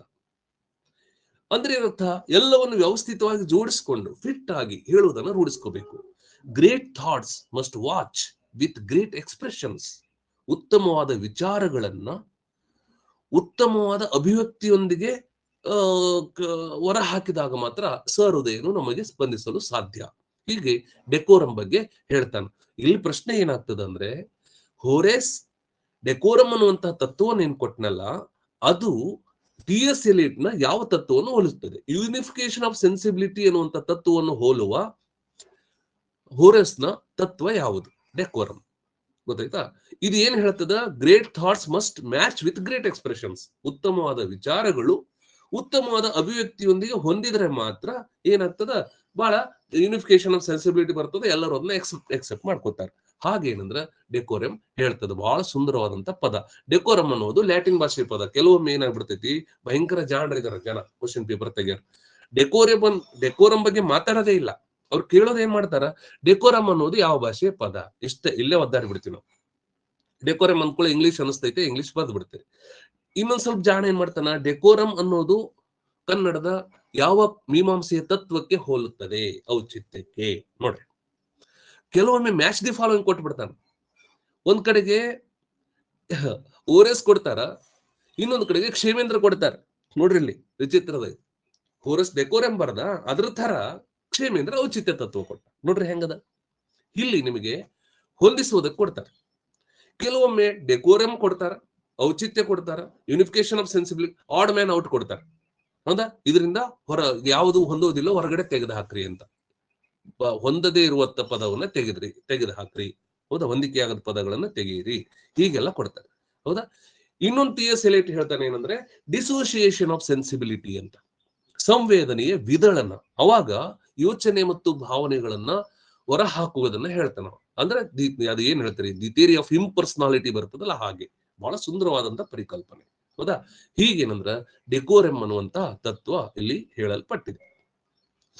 ನೆಕ್ಸ್ಟ್ ಬರೋದು ಪೋಯಟಿಕ್ ಲೈಸೆನ್ಸ್ ಅಂತ. ಇದು ಕೂಡ ಬಹಳ ಅದ್ಭುತವಾದಂತ ಪರಿಕಲ್ಪನೆ. ಇನ್ನೂ ಇದೆ, 6 ಗಂಟೆ 10 ನಿಮಿಷ ಆಗ್ಬಿಡ್ತು. ಏನ್ ಮಾಡೋದು? ಹೌದಾ? ಇಷ್ಟೆಲ್ಲ ಅದಾವ್ರಿ, ಮತ್ತಿವೆಲ್ಲ ಇದಾವ. ಬಹಳ ಬ್ಯೂಟಿಫುಲ್ ಆಗಿರ್ತಕ್ಕಂಥ ಒಂದು ಪರಿಕಲ್ಪನೆ. ಹೌದಾ? ಆಕ್ಚುಲಿ 5 ನಿಮಿಷ ನಾವು ಚರ್ಚೆ ಮಾಡ್ಬೇಕು. ಏನ್ ಮಾಡೋದಪ್ಪ?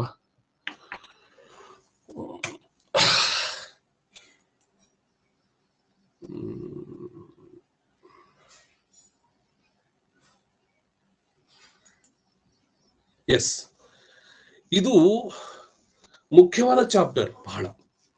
ಡೆಕೋರಂ ಪೂರ್ವ ಜ್ಞಾನ ಇದ್ದರೆ ಇದನ್ನ ಬಹಳ ಚಂದ ನೀವು ತಿಳ್ಕೊತೀರಿ. ಈ ಮುಂಚೆ ಯಾರಾದ್ರೂ ಕೇಳಿರ್ಬೇಕು. ಈಗ ನಿಮ್ದು ಏನಾದ್ರೂ ಕ್ವಶನ್ ಇದ್ರೆ ಹೇಳ್ರಿ, ಆಮೇಲೆ ನಾನು ಚರ್ಚೆ ಮಾಡ್ತೀನಿ ಅದ್ರ ಬಗ್ಗೆ. ಆರ್ಟ್ಸ್ ಪೊಯಿಟಿಕಾ ಅದ್ರ ಬಗ್ಗೆ ನಿಮಗೆ ಏನಾದ್ರು ಇದ್ರೆ. ಈಗ ಸಿಂಪಲ್ ಕ್ವಶನ್ಸ್ ಏನಂದ್ರ, ಆರ್ಟ್ಸ್ ಪೊಯಿಟಿಕಾದಲ್ಲಿ ಎಷ್ಟು ಸಾಲುಗಳಿವೆ ಹೇಳ್ಬೋದಾ ನೀವು?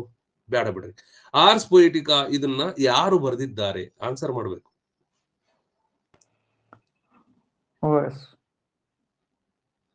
Arts Poetica is written by Horace. ಹೌದಾ? ಇದ್ರದ್ದು ಇನ್ನೊಂದು ಹೆಸರೇನು?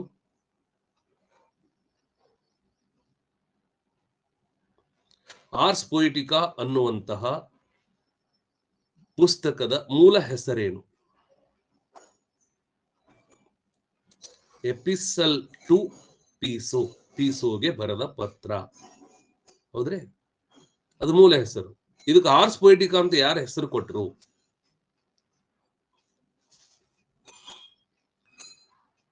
ಯಾರು ಕೊಟ್ರು?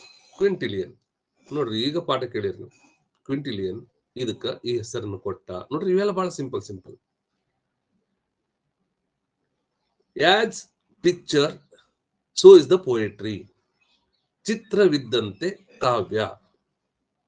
ಇದಕ್ಕೆ ಅವನು ಯಾವ ಪದವನ್ನ ಬಳಸಿದ? ಏನ್ ಬಳಸಿದ? ಎಷ್ಟು ಬಾರಿ ಪ್ರಶ್ನೆ ಬಂದದ ಇದು ನೆಟ್ನಲ್ಲಿ. ಅಟ್ ಪಿಕ್ಚುರಾ ಪೋಯಸಿಸ್ ಅಂತ ಕರೆದ. ಈಗ ಕೇಳಿರಿ ನೀವು, UT ಅಟ್ ಇದೆ, ಪಿಕ್ಚುರಾ ಪೋಯಸಿಸ್ ಅನ್ನುವಂತ ಪದ ಇದೆ. ನೋಡಿ, as painting so is the poetry ಅಂತ ಕರೆದಿದ್ದು. ಎಷ್ಟು ಬಾರಿ ಪ್ರಶ್ನೆ ಬಂದದ ನೆಟ್ ಎಕ್ಸಾಮಿನೇಷನ್ ಅಲ್ಲಿ, ತುಂಬಾ ಬಾರಿ ಇದು ಡಿಸ್ಕಷನ್ ಆಗಿದೆ. ಫ್ರಾಮ್ ದ ಬಿಗಿನಿಂಗ್ ಇದರ ಅರ್ಥ ಏನು? ಆರಂಭ. ನೋಡ್ರಿ, ಫ್ರಾಮ್ ದ ಬಿಗಿನಿಂಗ್ ಇದರ ಅರ್ಥ ಏನು?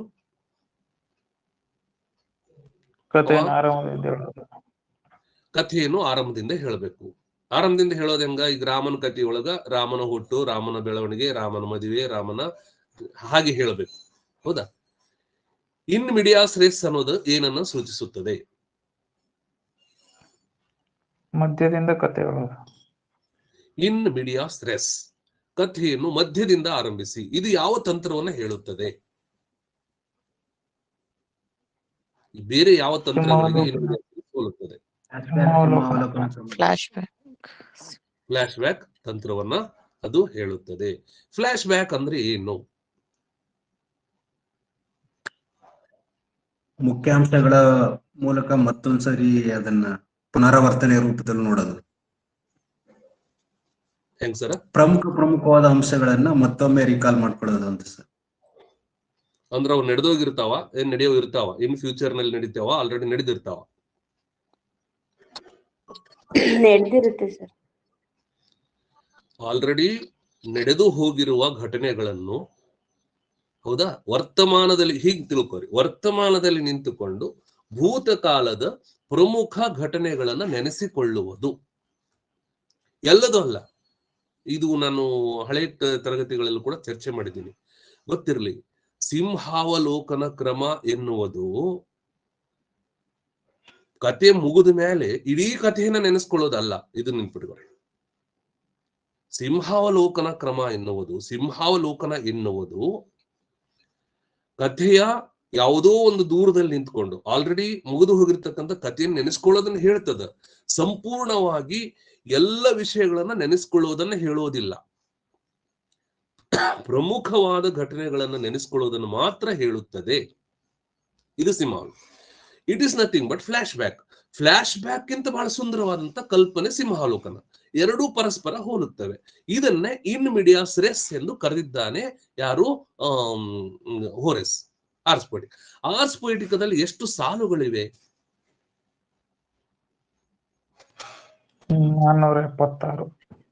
476 ಸಾಲುಗಳಿವೆ. ಅದರಲ್ಲಿ 3 ಭಾಗಗಳನ್ನು ಹೇಳಿದ್ದಾನೆ. ಮೊದಲನೇ ಭಾಗ ಯಾವುದು? ಪೋಯಸಿಸ್. ಕೊನೆ ಭಾಗ ಯಾವುದು? ಕವಿ. ಪೋಯಸಿಸ್, ಪೋಯಮ, ಪೋಯಟ. ಇದರ ಹೃದಯ ಭಾಗ ಯಾವುದು?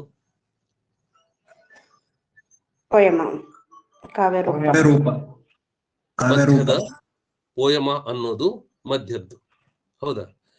ಆಮೇಲೆ ಹೃದಯ ಮಧ್ಯದಲ್ಲಿ ಇರ್ತೈತೆ ಅಂತ ತಿಳ್ಕೊಬೇಡ್ರಿ ಮತ್ತೆ, ಹೌದಾ? ಹಾಗೂ ಇರ್ತೈತೆ ಮತ್ತೆ. ಆದ್ರೆ ಇದ್ರಲ್ಲಿ ಮಾತ್ರ ಹೃದಯ ಮಧ್ಯದಾಗೈತೆ, ದೊಡ್ಡದೈತೆ, ಬಹಳಷ್ಟು ವಿಷಯಗಳನ್ನ ಅವನು ಹೇಳಿದ್ದಾನೆ. ಡೆಕೋರಂ ಅನ್ನೋದು ಚರ್ಚಿಸಲ್ಪಟ್ಟ ಆರ್ಸ್ ಪೊಯಿಟಿಕಾದ ಭಾಗ ಯಾವುದು? ಪೋಯಸಿಸ್. ಡೆಕೋರಂ ಅನ್ನೋದು ಭಾರತೀಯ ಕಾವ್ಯಮೀಮಾಂಸೆಯ ಯಾವ ತತ್ವವನ್ನು ಹೋಲುತ್ತದೆ? ಔಚಿತ್ಯ. ಔಚಿತ್ಯ ಅನ್ನೋದು ಏನದು? ನಿಯಮಬದ್ಧವಾಗಿರ್ತದೆ. ಕಾವ್ಯದ ಪರಿಕರಗಳನ್ನು ವ್ಯವಸ್ಥಿತವಾಗಿ ಬಳಸುವುದನ್ನು ಸೂಚಿಸುತ್ತದೆ, ಹೌದಾ? ಡೆಕೋರಂ ಇಲ್ಲದೆ ಇದ್ದರೆ ಉಂಟಾಗುವ ರಸ ಯಾವುದು?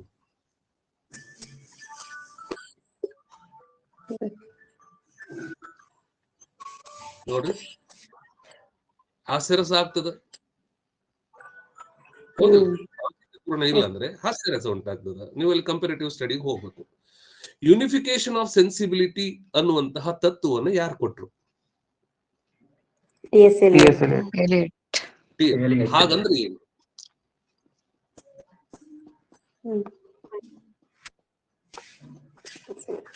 ಸಂವೇದನೆಯ ಏಕೀಕರಣ ಅಂದಂಗೆ. ಸಂವೇದನೆ ಏಕೀಕರಣ ಅಂದ್ರೆ ಏನು? ನಾನು ಅಲ್ಲಿ 2 ಪದಗಳನ್ನು ಬಳಸಿದೆ, ಹೇಳ್ರಿ ಮಹೇಶ್. ಮೈಂಡ್ ಮತ್ತು ಹಾರ್ಟ್. ಮೈಂಡ್ ಏನ್ ಮಾಡ್ತದೆ? ಯೋಚನೆ ಮಾಡುತ್ತದೆ ಸರ್, ಯೋಚಿಸುತ್ತದೆ. ಹಾರ್ಟ್ ಏನ್ ಮಾಡ್ತದ?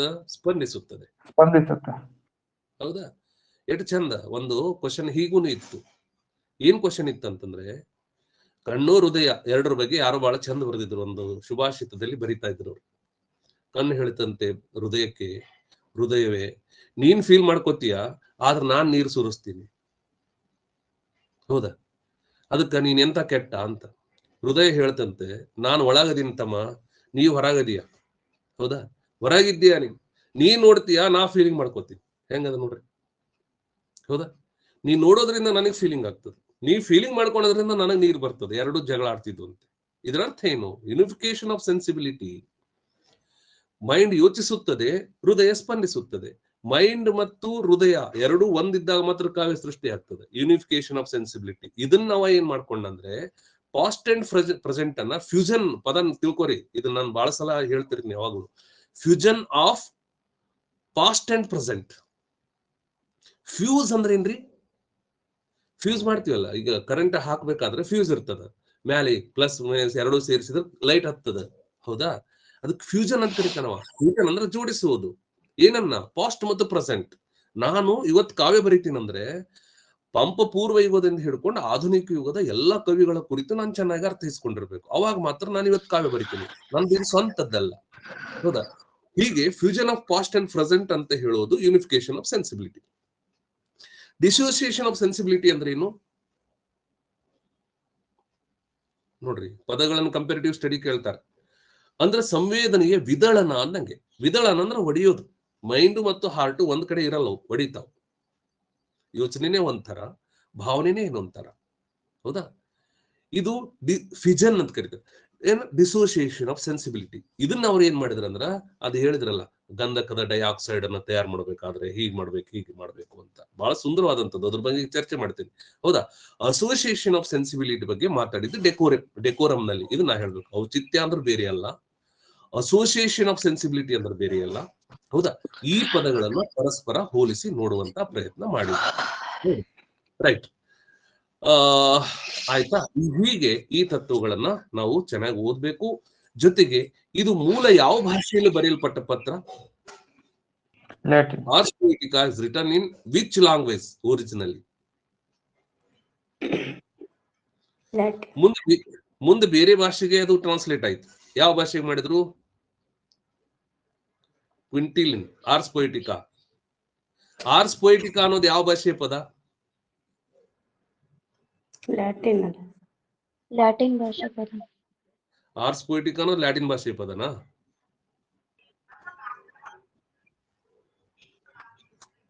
ನೋಡ್ರಿ, ಇಂಗ್ಲಿಷ್ಗೆ ಆರ್ಸ್ ಪೊಯಿಟಿಕಾ ಅಂತ ಟ್ರಾನ್ಸ್ಲೇಟ್ ಮಾಡಿದ್ರಲ್ಲ ಒಬ್ರು, ಹೌದಿಲ್ರಿ? ಲ್ಯಾಟಿನ್ ನಲ್ಲಿ ಅದಕ್ಕೆ ಎಪಿಸ್ಟಲ್ ಅಂತ ಕರೆದ್ರು. ಎಪಿಸ್ಟಲ್ ಟು ಪೀಸೋಸ್ ಅಂತ ಕರೆದಾರ. ತಿಳ್ಕೊರಿಲ್ಲಿ, ಎಪಿಸ್ಟಲ್ ಟು ಪೀಸೋಸ್ ಅನ್ನೋದು ಲ್ಯಾಟಿನ್ ಭಾಷೆಯ ಪದ. It is translated in English as Ars Poetica, ಹೌದಾ? ಕಾವ್ಯ ಕಲೆ ಅಂತೇಳಿ ಅದನ್ನ ಟ್ರಾನ್ಸ್ಲೇಟ್ ಮಾಡಿದ್ರು. ಕಾವ್ಯ ಕಲೆ ಅನ್ನೋದು ಯಾವ ಭಾಷೆಯ ಪದ? ಕನ್ನಡದ್ದು, ಹೌದಾ? Ars Poetica it is English. Epistle to Pisos ಅನ್ನೋದು ಏನು? ಅದು ಲ್ಯಾಟಿನ್ ಭಾಷೆಯ ಪದ, ಹೌದಾ? ಲ್ಯಾಟಿನ್ ಭಾಷೆಯನ್ನ ಬಹಳ ಚೆನ್ನಾಗಿ ಅಧ್ಯಯನ ಮಾಡ್ಬೇಕು. ನೋಡ್ರಿ, ಇದು ಕೂಡ ಕೇಳ್ಯಾರ ತುಂಬಾ ಬಾರಿ. ಯಾರು? ಹೋರೇಸ್ ನ ಸ್ನೇಹಿತರು ಇಬ್ರು ಇದ್ರಲ್ಲ, ಬಹಳ ಮುಖ್ಯವಾದ ಇಬ್ರು ಜನ ಬಗ್ಗೆ ನಾವು ಮಾತಾಡಿದ್ವಿ. ಅವ್ರ ಬಗ್ಗೆ ಪ್ರಶ್ನೆ ತುಂಬಾ ಬಾರಿ ಆಗಿದೆ. ಲ್ಯಾಟಿನ್ ಭಾಷೆಯನ್ನೇ ಓದಬೇಕಾದ ಅನಿವಾರ್ಯತೆ ಅವನಿಗೆ ಬಿತ್ತು. ಯಾಕಂದ್ರೆ ಆ ಕಾಲದಲ್ಲಿ ಅದು ಐಡಿಯಲ್ ಇತ್ತು, ಹೌದಾ? ಕುವೆಂಪುರವರು ಸಂಸ್ಕೃತವನ್ನು ಓದ್ಬೇಕಂತ ಓದ್ಬಿಟ್ಟ ಮನುಷ್ಯ. ಬೇಂದ್ರೆಗೆ ಅವಶ್ಯಕತೆ ಇರ್ಲಿಲ್ಲ ಸಂಸ್ಕೃತ ಓದೋದು. ಯಾಕಂದ್ರ ಅವ್ರ ಅಜ್ಜ ಮುತ್ಯನ ಕಾಲದಿಂದಲೂ ಕೂಡ ಸಂಸ್ಕೃತ ಇತ್ತು ಅವ್ರ ಮನೆಯಲ್ಲಿ. ಹಾಗಾಗಿ ಅವ್ರಿಗೆ ಸಂಸ್ಕೃತ ಏನು ಮಹಾ ಅನಿಸ್ಲಿಲ್ಲ. ಅವ್ರು ಜಾನಪದ ಬರೆದ್ರು, ಜಾನಪದದಲ್ಲಿ ಫೇಮಸ್ ಆದ್ರು. ಆದ್ರೆ ಕುವೆಂಪುರವರು ಹುಟ್ಟಿ ಬೆಳೆದ ಪರಿಸರ ಬೇರೆ. ಅವ್ರಿಗೇನ್ ಅನಿಸ್ತು? ನಾನು ಸಂಸ್ಕೃತ ಓದ್ಬೇಕು. ಯಾಕಂದ್ರೆ ಸಂಸ್ಕೃತ ವೈದಿಕರು ಓದೋದು, ಹೌದಾ? ಅವರೆಲ್ಲ ಸಮಾಜದಲ್ಲಿ ಕೆನೆಪದರ ಲೆವೆಲ್ ಅಲ್ಲಿ ಇದ್ದವ್ರು. ನಾನು ಓದ್ಬೇಕು, ಇಂಗ್ಲಿಷ್ ಓದ್ಬೇಕು. ಭಯಂಕರ ಓದ್ಬಿಟ್ರು ಸಿಕ್ಕಾಪಟ್ಟಿ, ಹೌದಾ? ಅವಾಗ ಬಿಗ್ನರ್ಸ್ ಮ್ಯೂಸ್ ಮೊದಲಾದಂತ ಬಗ್ಗೆ ಮತ್ತೆ ನಾವು ಚರ್ಚೆ ಮಾಡ್ತೀವಿ ಹೊಸಗನ್ನಡ ಸಾಹಿತ್ಯ ಚರಿತ್ರೆಯಲ್ಲಿ. ಇರ್ಲಿ, ಇಷ್ಟೆಲ್ಲ ವಿಷಯಗಳನ್ನು ಓದಿದ್ರಲ್ಲ, ಇದ್ರಲ್ಲಿ ಏನಾದ್ರೂ ಕ್ವಶನ್ ಇದ್ರೆ ಹೇಳ್ರಿ. ಈಗ ನಿಮ್ಗೆ ಏನಾದ್ರೂ ತಿಳಿಲಿಲ್ಲ ಅಂದ್ರೆ ಹೇಳ್ರಿ. ನಾನು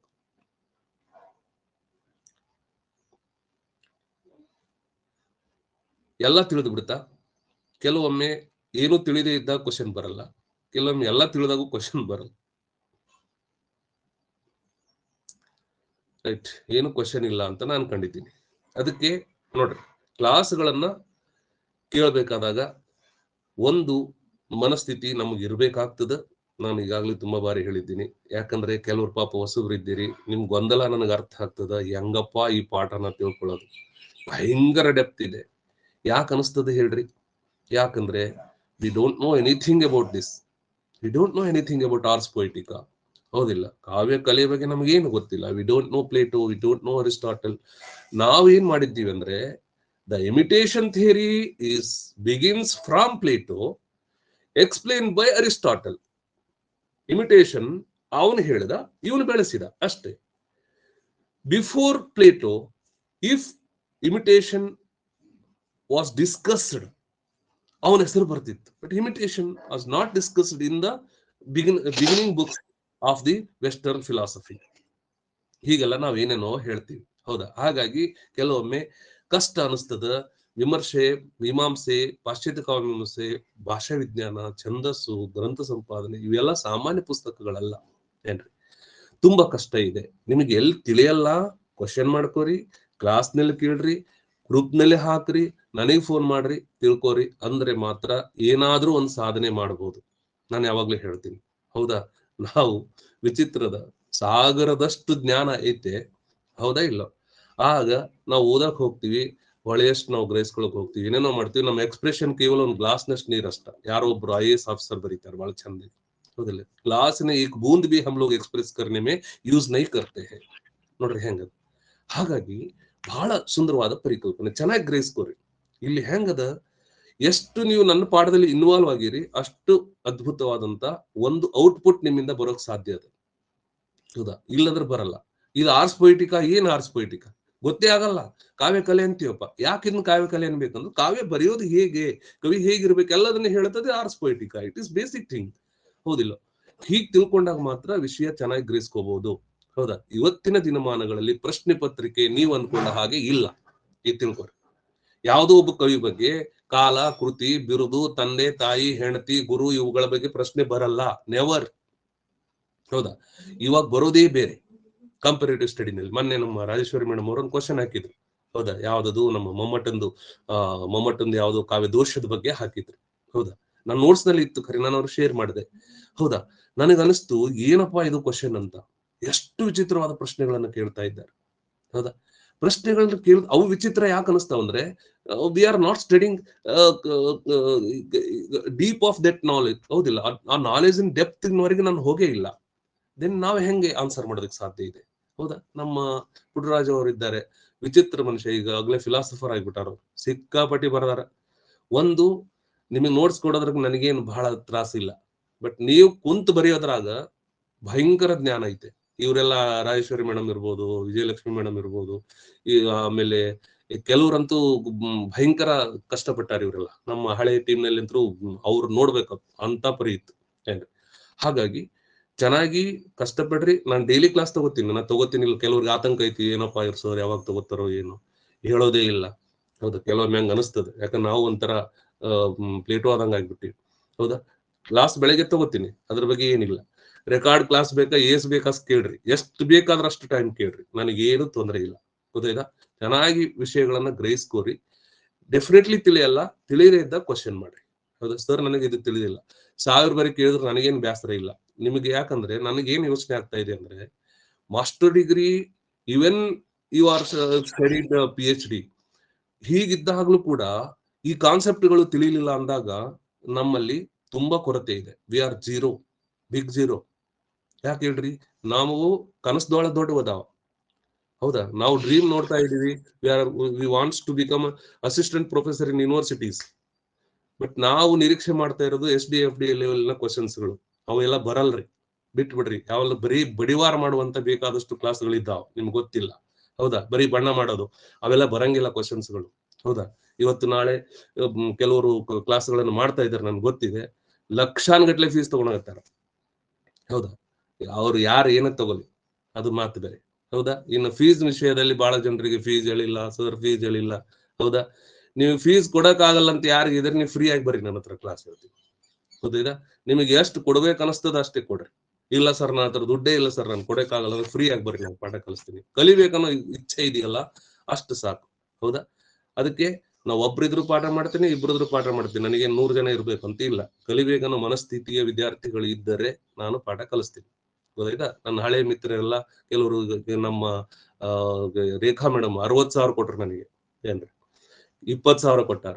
ಕೆಲವು ಫ್ರೀ ಆಗಿ ಬಂದಾರ, 5,000 ಕೊಟ್ರೆ, 10,000 ಕೊಟ್ರೆ. ಎಲ್ಲಾ ತರದ ಜನರು ಕೂಡ ಇದ್ದಾರೆ. ನೀವು ಕೊಡೋ ಹಣದಿಂದ ನಾನು ಅರಮನೆ ಕಟ್ಟಲ್ಲ. ಗೊತ್ತಾಯ್ತಾ? ನಿತ್ಯ ಓದ್ತೀನಿ, ನಾನು ನಿತ್ಯ ಪಾಠ ಮಾಡ್ತೀನಿ. ಇದನ್ನೇ ಆರ್ಸ್ ಪೊಯಿಟಿಕಾ ಹಳೆ ಕಾಲದಲ್ಲಿ ಮಾಡಿದ್ದೀನಿ. ಅಲ್ಲಿ ನೋಡ್ರಿ, ಅದು ಬೇರೆ ಇದೆ. ಈಗ ಮಾಡ್ತಾ ಇರೋದು ಬೇರೆನೇ ಇದೆ, ಮುಂದೆ ಮಾಡೋದು ಬೇರೆ ಇರ್ತದೆ. ಯಾಕಂದ್ರೆ ನಿತ್ಯ ನಾನು ಓದ್ತೀನಿ. ಹೌದಾ? ಇದನ್ನ ನೀವು ತಿಳ್ಕೊರಿ. ಅನಾವಶ್ಯಕವಾಗಿ ಏನಪ್ಪ ನಾನು ಓದ್ತೀನೋ ಇಲ್ಲೋ, ಇವ್ರ ಪಾಠ ತಿಳಿತದೋ ಇಲ್ಲೋ. ಅದಕ್ಕೆ ಇನ್ನೂ 10 ಪಾಠ ಅಲ್ಲ, ಇನ್ನೂ 1 ತಿಂಗಳು ಕೇಳಿ ಡಿಸೈಡ್ ಮಾಡ್ರಿ ನನ್ನ ಕ್ಲಾಸ್ನ ಮುಂದುವರಿಬೇಕೋ ಇಲ್ಲೋ ಅಂತ. ಗೊತ್ತಾಯ್ತಾ? ಹೀಗೆ ಇವತ್ತಿನ ಪಾಠ ತುಂಬಾ ಹೊತ್ತು ತಗೊಂಡೆ ನಾನು. ಮತ್ತೆ ನಾಳೆ ಪುನಃ ತಗೋತೀನಿ. ಅವಾಗ ನೀವು ಅಟೆಂಡ್ ಮಾಡ್ರಿ. ಇನ್ನೇನ್ ಕ್ವಶನ್, ಇನ್ನೊಂದು ಪಾರ್ಟ್ ಆಗುತ್ತೆ. ಆಕ್ಚುಲಿ ನಂದು ಈ ವರ್ಷದ್ದು ಒಂದು ಪ್ಲಾನ್ ನಂದು ಏನಂದ್ರೆ, ಒಂದು ಪಾಠ ಶುರು ಮಾಡಿದ್ರೆ ಆರ್ಸ್ ಪೊಯಿಟಿಕ್ ತಗೊಂಡ್ರೆ ಪೂರ ಮುಗಿಸಿ ಬಿಡಬೇಕು ಅಂತ. ಬಟ್ ನನಗನಿಸ್ತು ನೀವು ಕ್ಯಾಚ್ ಮಾಡೋದಕ್ಕೆ ಸ್ವಲ್ಪ ಕಷ್ಟ ಆಗ್ತಾ ಇದೆ ಅಂತ. ನಾನು ಯಾವಾಗ್ಲೂ ಅನ್ಕೋತೀನಿ, ಆರಂಭದಲ್ಲಿ ವಿಮರ್ಶೆಗೆ ಹೋಗ್ಬೇಡ್ರಿ, ಕಷ್ಟ ಆಗ್ತದೆ. ಆರಂಭದಲ್ಲಿ ಮೀಮಾಂಸೆಗೆ ಬರ್ಬೇಡ್ರಿ, ಕಷ್ಟ ಆಗ್ತದೆ. ಬಟ್ ನನ್ ಥ್ರೂ ಹೋದ್ರೆ ನಿಮಗೆ ಸರಳ ಆಗ್ತದೆ. ಏನ್ರಿ, ಸ್ವಲ್ಪ ಕಷ್ಟ ಅನಿಸ್ಬೋದು, ಆದ್ರೆ 1-2-3 ಸಲಕ್ಕೆ ಡೆಫಿನೆಟ್ಲಿ ನಿಮಗೂ ಮಾಸ್ಟ್ರಿ ಬಂದ್ಬಿಡ್ತದೆ. ಅದು ಮಾತು ಬೇರೆ. ಹೌದಾ? ಬೇಡಪ್ಪ ಅಂದ್ರೆ ನಿಮ್ಮ ಸಾಹಿತ್ಯ ಚರಿತ್ರೆಯಿಂದ ಹೋಗೋಣ, ಕಲ್ಸರ್ ಏನು ಮಹಾ ಅದರಲ್ಲಿ. ಹೌದಾ? ಈಗ ಇದನ್ನ ಶುರು ಮಾಡಿದ್ದೀವಿ, ಇದೊಂದು ಪಾರ್ಟ್ ಮತ್ತೆ ನಾನು ನೆಕ್ಸ್ಟ್ ಕಂಟಿನ್ಯೂ ಮಾಡ್ತೀನಿ. ಆಯ್ತಾ? ಮತ್ತೇನಾದ್ರೂ ನಿಮ್ಗೆ ಡೌಟ್ ಇದ್ರೆ ಈಗ ಹೇಳ್ಬಿಡ್ರಿ, ಕ್ಲಾಸ್ಗಳ ಬಗ್ಗೆ. ಯಾರು ಉಳಿಬೇಕಂತ ಮಾಡಿರಿ ಹೇಳ್ರಿ, ಬ್ಯಾಡ ಅಂದ್ರೆ ಬಿಟ್ಟು ಬಿಡ್ರಿ, ನಮಗೇನ್ ತೊಂದ್ರೆ ಇಲ್ಲ, ಫ್ರೀ ಕ್ಲಾಸ್ ಇದೆ. ಹೇಳ್ರಿ ಸುಮ್ತರ. ಮೊನ್ನೆ ಮಾನಸಿಕ ದೂರ ಮಾಡಿದ್ರಲ್ಲ ಸರ್, ಅದ್ರದ್ದು MCQ ಕ್ವಶನ್ಗಳು ಹಾಕೊಡಿ ಸರ್. ಆ ಕ್ಲಾಸ್ ಮಾಡಿದ ತಕ್ಷಣ ನಮ್ಗೆ ಲೈವ್ ಮಾಡದೇರು ಪರವಾಗಿಲ್ಲ ಸರ್, ನಮ್ಗೆ ರೆಕಾರ್ಡೆಡ್ MCQ ಹಾಕೊಡಿ ಸರ್. ಸರಿ ಮೇಡಮ್, ಅದು ಒಂದು ಮಾಡ್ತೀನಿ. ನನ್ನ ನೋಟ್ಸಿನ ಒಂದು ದೊಡ್ಡ ಭಾಗ ಏನಂದ್ರೆ, ಪ್ರತಿ ಚಾಪ್ಟರ್ ಮೇಲೆ 100 ಕ್ವಶನ್ಸ್ ಮಾಡ್ತೀನಿ ಪ್ರತಿ ಚಾಪ್ಟರ್. ಹಂಗಾಗಿ ಆ ಕ್ವಶನ್ ಫೇಸ್ ಮಾಡಿದ್ರೆ ಮುಗಿದೈತೆ, ಅದು ಕೊಡ್ತೀನಿ ಮೇಡಮ್, ಏನ್ ತೊಂದ್ರೆ ಇಲ್ಲ.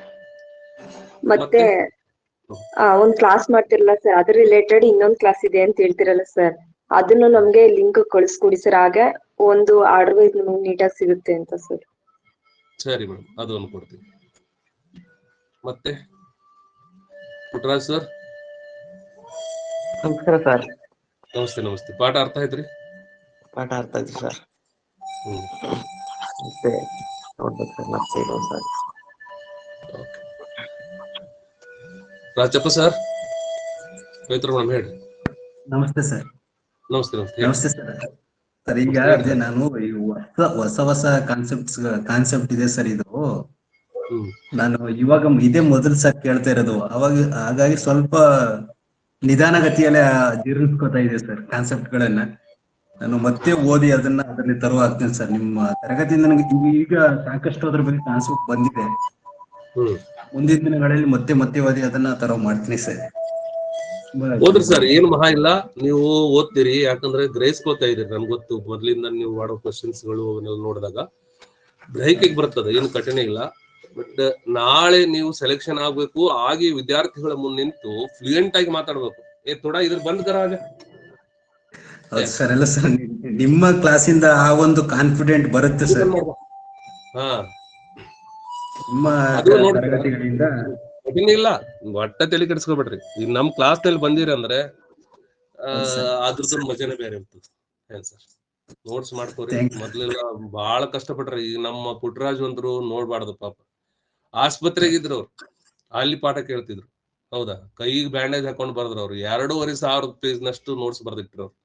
ಏನ್ರಿ, ಅದು ಸಾಮಾನ್ಯ ಕೆಲಸ ಅಲ್ಲ ಏನ್ರಿ. ಮತ್ತೆ ಎಲ್ಲರಿಗೂ ಹಾಗಲ್ಲ ಏನ್ರಿ, ಒಬ್ಬೊಬ್ರದ್ದು ಒಂದೊಂದ್ ಥರದ್ದು.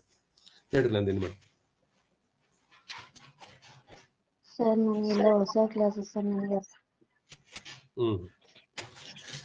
ಭಯ ಡೆಫಿನೆಟ್ಲಿ ಆಗ್ತಿರ್ಬೇಕು. ಹೌದ್ರಿ ಮೇಡಮ್, ಭಯ ಆಗುತ್ತೆ ಮೇಡಮ್. ಹೀಗೂ ಇದೆಯೇ ಕನ್ನಡದಲ್ಲಿ ಅನ್ನುವಂಥದ್ದು. ನಾನು ಬರೀ ಪಂಪ ಪ್ರಶಸ್ತಿ ವಿಜೇತರು ಅಂತ ಒಂದು ಕ್ಲಾಸ್ ಮಾಡಿದ್ದೆ. ಒಬ್ಬ ಮೇಡಮ್ ಇದ್ರು, ಯಾರೋ ಇದ್ರು, ಲಕ್ಷ್ಮಿ ಮೇಡಮ್ ಏನಿರ್ಬೇಕು. ಅದ್ರಾಗೇನ್ ಮಹಾ ಇದೆ ಸರ್ ಅಂದಿದ್ರು. ನನ್ನ ವಿಡಿಯೋ ನೋಡ್ರಿ ಅಂದಿದ್ದೆ ನಾನು. ಪಂಪ ಪ್ರಶಸ್ತಿ ವಿಜೇತರದ್ದು ಒಂದು ವಿಡಿಯೋ ಮಾಡಿದ್ದೆ ನಾನು ಆರಂಭದಲ್ಲಿ. ಅವಾಗ ಅವ್ರಿಗೆ ಆಶ್ಚರ್ಯ ಆಯ್ತು, ಸರ್ ಹೀಗೂ ಮಾಡ್ಬೋದಾ ಅಂತ. ಹೌದಾ? ಇಂಥ ಸುಮಾರು ನಾನಿನ್ನೂ ಕ್ವಶನ್ ಲೆವೆಲ್ ಕರ್ಕೊಂಡು ಹೋಗಿಲ್ಲ ನಿಮಗೆ. ಅಲ್ಲಿ ನೋಡ್ರಿ, ಅವಾಗ ನಿಮಗೆ ಅನಿಸ್ತದ, ಹೌದಲ್ಲಪ್ಪ ನಾವು ಇಲ್ಲೋ ಎಡುತ್ತಾ ಇದ್ದೀವಿ ಅಂತ. ಹೌದಾ? ಹಾಗಾಗಿ ಸಿಕ್ಕಾಪಟ್ಟಿ ಇದೆ, ಈ ಕಠಿಣ ಇಲ್ಲ ಏನ್ರಿ. 240 to 250 ವಿಡಿಯೋಸ್ ಗಳನ್ನ ನೀವು ಆಲಿಸಿದ್ರೆ definitely you will get mastery over Kannada literature. ಏನ್ ಅದ್ರ ಬಗ್ಗೆ ಯೋಚನೆ ಮಾಡೋದಿಲ್ಲ ಏನ್ರಿ. ಕಷ್ಟಪಡ್ರಿ. ಹೌದಾ? ವಿಡಿಯೋ ಸಿಕ್ಕಾಪಟ್ಟಿ ವಿಡಿಯೋ ಹಾಕ್ತೀನಿ ನಾನು. ಹೌದಾ?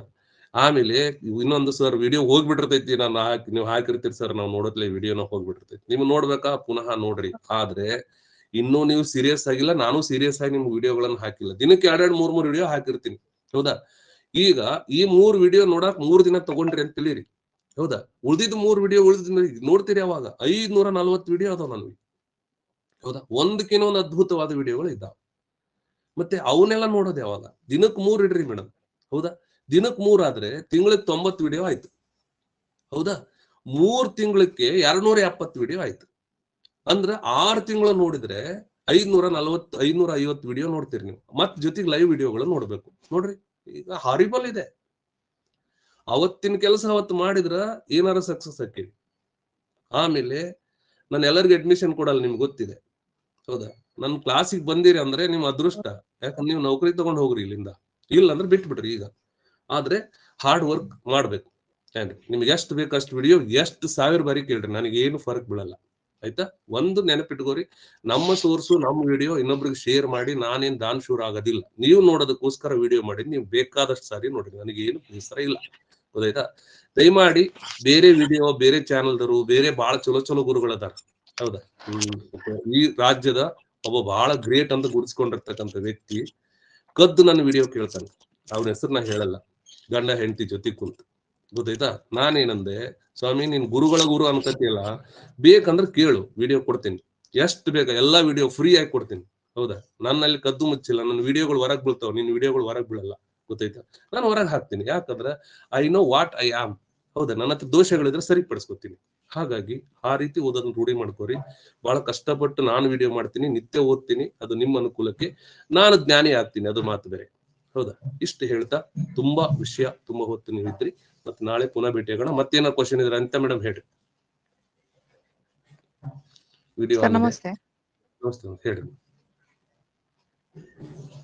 ಅದೇ ಸರ್, ಕ್ಲಾಸ್ ಚೆನ್ನಾಗಿತ್ತು ಸರ್, ಅರ್ಥ ಆಯ್ತು.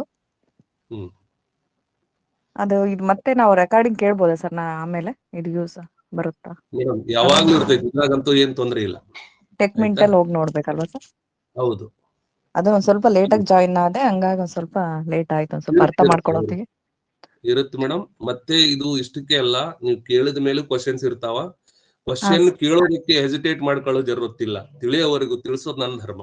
ನಿಮಗೆ ಎಲ್ಲಿ ತಿಳಿಲಿಲ್ಲ ವರ್ಷಾನುಗಟ್ಲೆ ಅದನ್ನೇ ಕಲಿಸ್ತೀನಿ, ತಿಳಿನೇ ಕೆಡಿಸ್ಕೊಬೇಡ್ರಿ. ಗೊತ್ತಾಯ್ತಾ? ಇಲ್ಲ ಸರ್, ಅರ್ಥ ಆಗುತ್ತೆ ಸರ್ ಕ್ಲಾಸಸ್. ಪಾಠ ಕೇಳ್ರಿ. ಪಾಠ ಕೇಳಿದಾಗ ಇನ್ನೊಂದ್ ಏನ, ನಾವು ಉತ್ತರ ಕರ್ನಾಟಕ ಭಾಷೆ, ಕೆಲವ್ರು ಪಾಪ ಸೌತ್ನವ್ರು ಇದ್ದೀರಿ, ನನ್ನ ಭಾಷೆ ನಿಮ್ಗೆ ಅರ್ಥ ಆಗುತ್ತಿಲ್ಲ. ಮಹೇಶ್ ಸರ್, ನಿಮಗೆ ಅರ್ಥ ಆಗುತ್ತೆ ಏನ್ರಿ ನಮ್ಮ ಭಾಷೆ? ಹೌದು ಸರ್, ಆಗುತ್ತೆ. ರಾಚಪ್ಪ ಸರ್? ಹೌದು ಸರ್, ಖಂಡಿತ ಇಲ್ಲ ಸರ್, ನಮಗೆ ತುಂಬಾ ಕಂಫರ್ಟ್ ಆಗಿ ಅರ್ಥ ಆಗುತ್ತೆ ಸರ್. ಇದೆ ಸರ್, ಉತ್ತರ ಕರ್ನಾಟಕ ಭಾಷೆ ಮಾತಾಡ್ತಾರಪ್ಪ, ಭಾಷೆ ತಿಳಿಯಲ್ಲ. ಹೌದು, ನಮ್ ಕರಾವಳಿಯ ಮಂದಿನೂ ಇದ್ರು ಸರ್. ಆಮೇಲೆ ಅವರು ಖುಷಿ ಪಟ್ರು, ಸರ್ ಇಲ್ಲ ಸರ್ ನಿಮ್ ಭಾಷೆ ತಿಳಿತೈತೆ ಕೊಡ್ರಿ ಅಂದ್ರು. ಇನ್ನೊಂದು ಏನಾಗುತ್ತೆ ಅಂದ್ರೆ ಸರ್, ನಿಮ್ಮ ಆ ಭಾಷೆ ಕೇಳೋದೇ ಒಂದು ನಮಗೆ ವಿಶೇಷ ಅನಿಸುತ್ತೆ ಸರ್. ಹಾಗಾಗಿ ಅದು ಅಲ್ಲಿ ಆಸಕ್ತಿ ಹೆಚ್ಚಾಗಿರುತ್ತೆ. ಇದು ನನ್ನ ಅನುಭವ ಸರ್. ಹೌದು ಸರ್. ಮಾಡೋಣ, ಅಟೆಂಡ್ ಮಾಡ್ರಿ, ಏನ್ ತೊಂದ್ರೆ ಇಲ್ಲ ಸರ್. ಮಾರ್ನಿಂಗ್ ಮತ್ತೆ ಈವ್ನಿಂಗ್ ಹೇಳ್ರಿ. ಅದೇ ಸರ್, ಮತ್ತೆ ಸಂಜೆ ಒಂದ್ ಕ್ಲಾಸಸ್ ಇದ್ರೆ ಚೆನ್ನಾಗಿರುತ್ತೆ ಸರ್. ಇದೇ ಕ್ಲಾಸು ಮಾರ್ನಿಂಗ್ ಮತ್ತೆ ಇದು ಪೆಂಡಿಂಗ್ ಉಳಿದಿದ್ದು ಈವ್ನಿಂಗ್ ಒಂದ್ ಕ್ಲಾಸ್ ಬಂದ್ರೆ ಮತ್ತೆ ಅದು ಕವರ್ ಆಗ್ಬಿಡುತ್ತೆ ಅಂತ. ಆಯ್ತು ಮೇಡಮ್, ಮಾಡೋಣ. ಸಂಜೆ ಒಂದ್ ಕ್ಲಾಸ್ ಇದ್ಬಿಟ್ರೆ ಅಟ್ಲೀಸ್ಟ್ 9:30 10 o'clock ಆದ್ರೂ ಓಕೆ. ಅಲ್ಲಿಗೆ ಬೆಳಗ್ಗೆ ಸಂಜೆ 2 ಕೇಳ್ಬಿಟ್ರೆ ಅಲ್ಲಿಗೆ ಇನ್ನು ಚೆನ್ನಾಗ್ ಅನ್ಸುತ್ತೆ ಅಂತ. ಟೈಮ್ ಇದ್ರೆ ತಗೊಳ್ಳಿ ಸರ್. ಸರಿ ಮೇಡಮ್, ಮಾಡೋಣ. ಮತ್ತೆ ನೀವು ಟೈಮಿಂಗ್ ಒಂದು ಕೆಲವರಿಗೆ ಮಾರ್ನಿಂಗ್ ಸೆಟ್ ಆಗುತ್ತ, ಕೆಲವರಿಗೆ ಈವ್ನಿಂಗ್. ನೋಡ್ರಿ, ಟೈಮಿಂಗ್ ಸೆಟ್ ಮಾಡ್ತೀವಿ. ನನಗೇನ್ ಬೆಳಗ್ಗೆ ತೊಂದ್ರೆ ಇಲ್ಲ, ಈವ್ನಿಂಗ್ ತೊಂದ್ರೆ ಇಲ್ಲ. ಈವ್ನಿಂಗ್ ನಾನು ಕ್ಲಾಸ್ ನೋಡಿದ್ದೀನಿ, ಬೆಳಗ್ಗೆ ಮಾಡಿದಷ್ಟು ಚಂದ ಕ್ಲಾಸ್ಗಳು ಇವ್ರಿಗೆ ಬರಲ್ಲ. ಡೆಫಿನೆಟ್ಲಿ ನನಗನ್ಸಿತ್ತು. ಸರಿ, ಮತ್ತೇನು?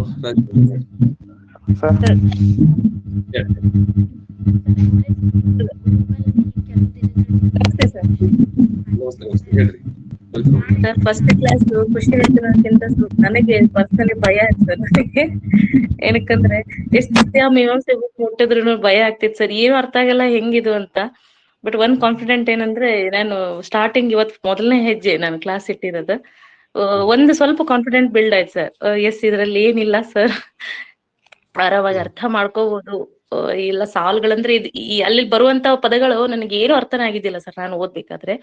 ಆ ಸಾಲುಗಳಿಗೆ ಈ ತರ ಅಂತಾರೆ, ಇಷ್ಟು ಸಾಲುಗಳಿದ್ರೆ ಇದಕ್ಕೆ ಈ ತರ ಅಂತಾರೆ ಅಂತ ನನಗೆ ಇವತ್ತದು ಸ್ವಲ್ಪ ಕ್ಲಿಯರ್ ಆಯ್ತು ಸರ್. ಸೊ ಫಸ್ಟ್ ಡೇ ಆಗಿರೋದ್ರಿಂದ ನಿಮ್ ಕ್ವಶನ್ಸ್ ನಾನು ಆನ್ಸರ್ ಮಾಡೋದಾಗ್ಲಿಲ್ಲ ಸರ್. ಸ್ವಲ್ಪ ಹಾಗಾಗಿ ನನ್ಗದು ನೀವು ಅದು ಸ್ಕ್ರೀನ್ ಮೇಲೆ ಬಿಡ್ತೀರಾ ನೋಟ್ಸ್ ಇದೆ ಅಲ್ಲ ಸರ್, ಅದನ್ನ ಸ್ವಲ್ಪ ಇನ್ನೊಂದ್ಸರ್ತಿ ನಾನು ಓದಿದ್ರೆ ನಾನು ನೆಕ್ಸ್ಟ್ ನಾಳೆ ಅದಕ್ಕೆ ಆನ್ಸರ್ ಮಾಡಬಲ್ಲೆ ಅಂತ. ನೋಡ್ರಿ ಮೇಡಮ್, ಅದು ನೋಡ್ಕೊಂಡು ಕೊಡ್ತೀನಿ, ಏನ್ ತೊಂದ್ರೆ ಇಲ್ಲ, ಮಸ್ತ್ ಆಗಿ ಓದ್ರಿ. ಕ್ಲಾಸ್ ಮಾತ್ರ ಬಹಳ ಇಷ್ಟ ಆಯ್ತು ಸರ್.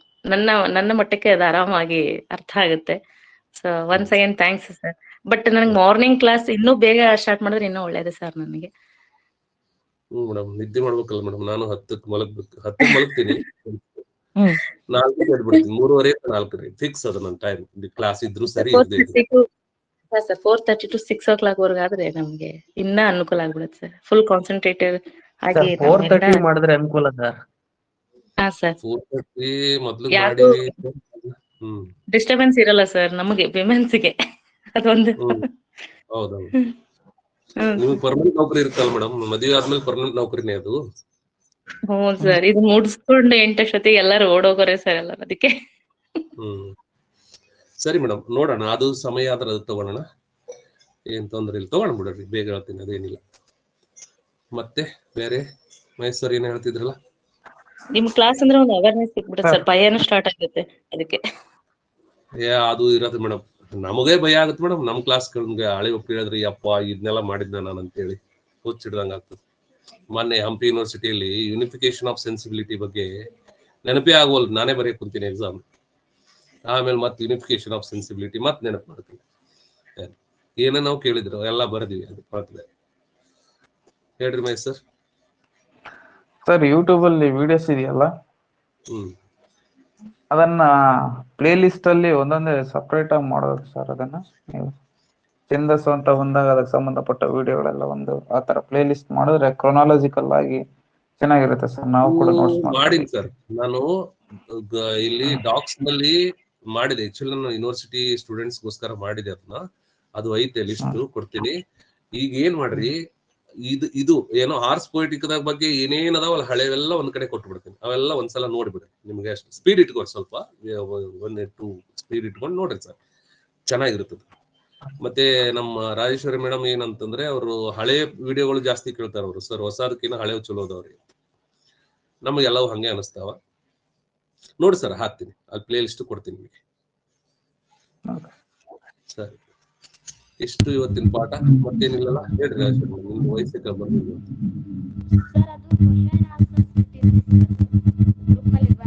ನೀನೇ ಬರ್ಬೋದು,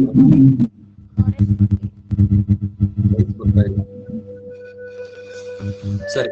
ಇಷ್ಟು ಇವತ್ತಿನ ಪಾಠ. ನಾಳೆ ಪುನಃ ಭೇಟಿಯಾಗೋಣ. ಸರಿ, ಧನ್ಯವಾದಗಳು. Thank you.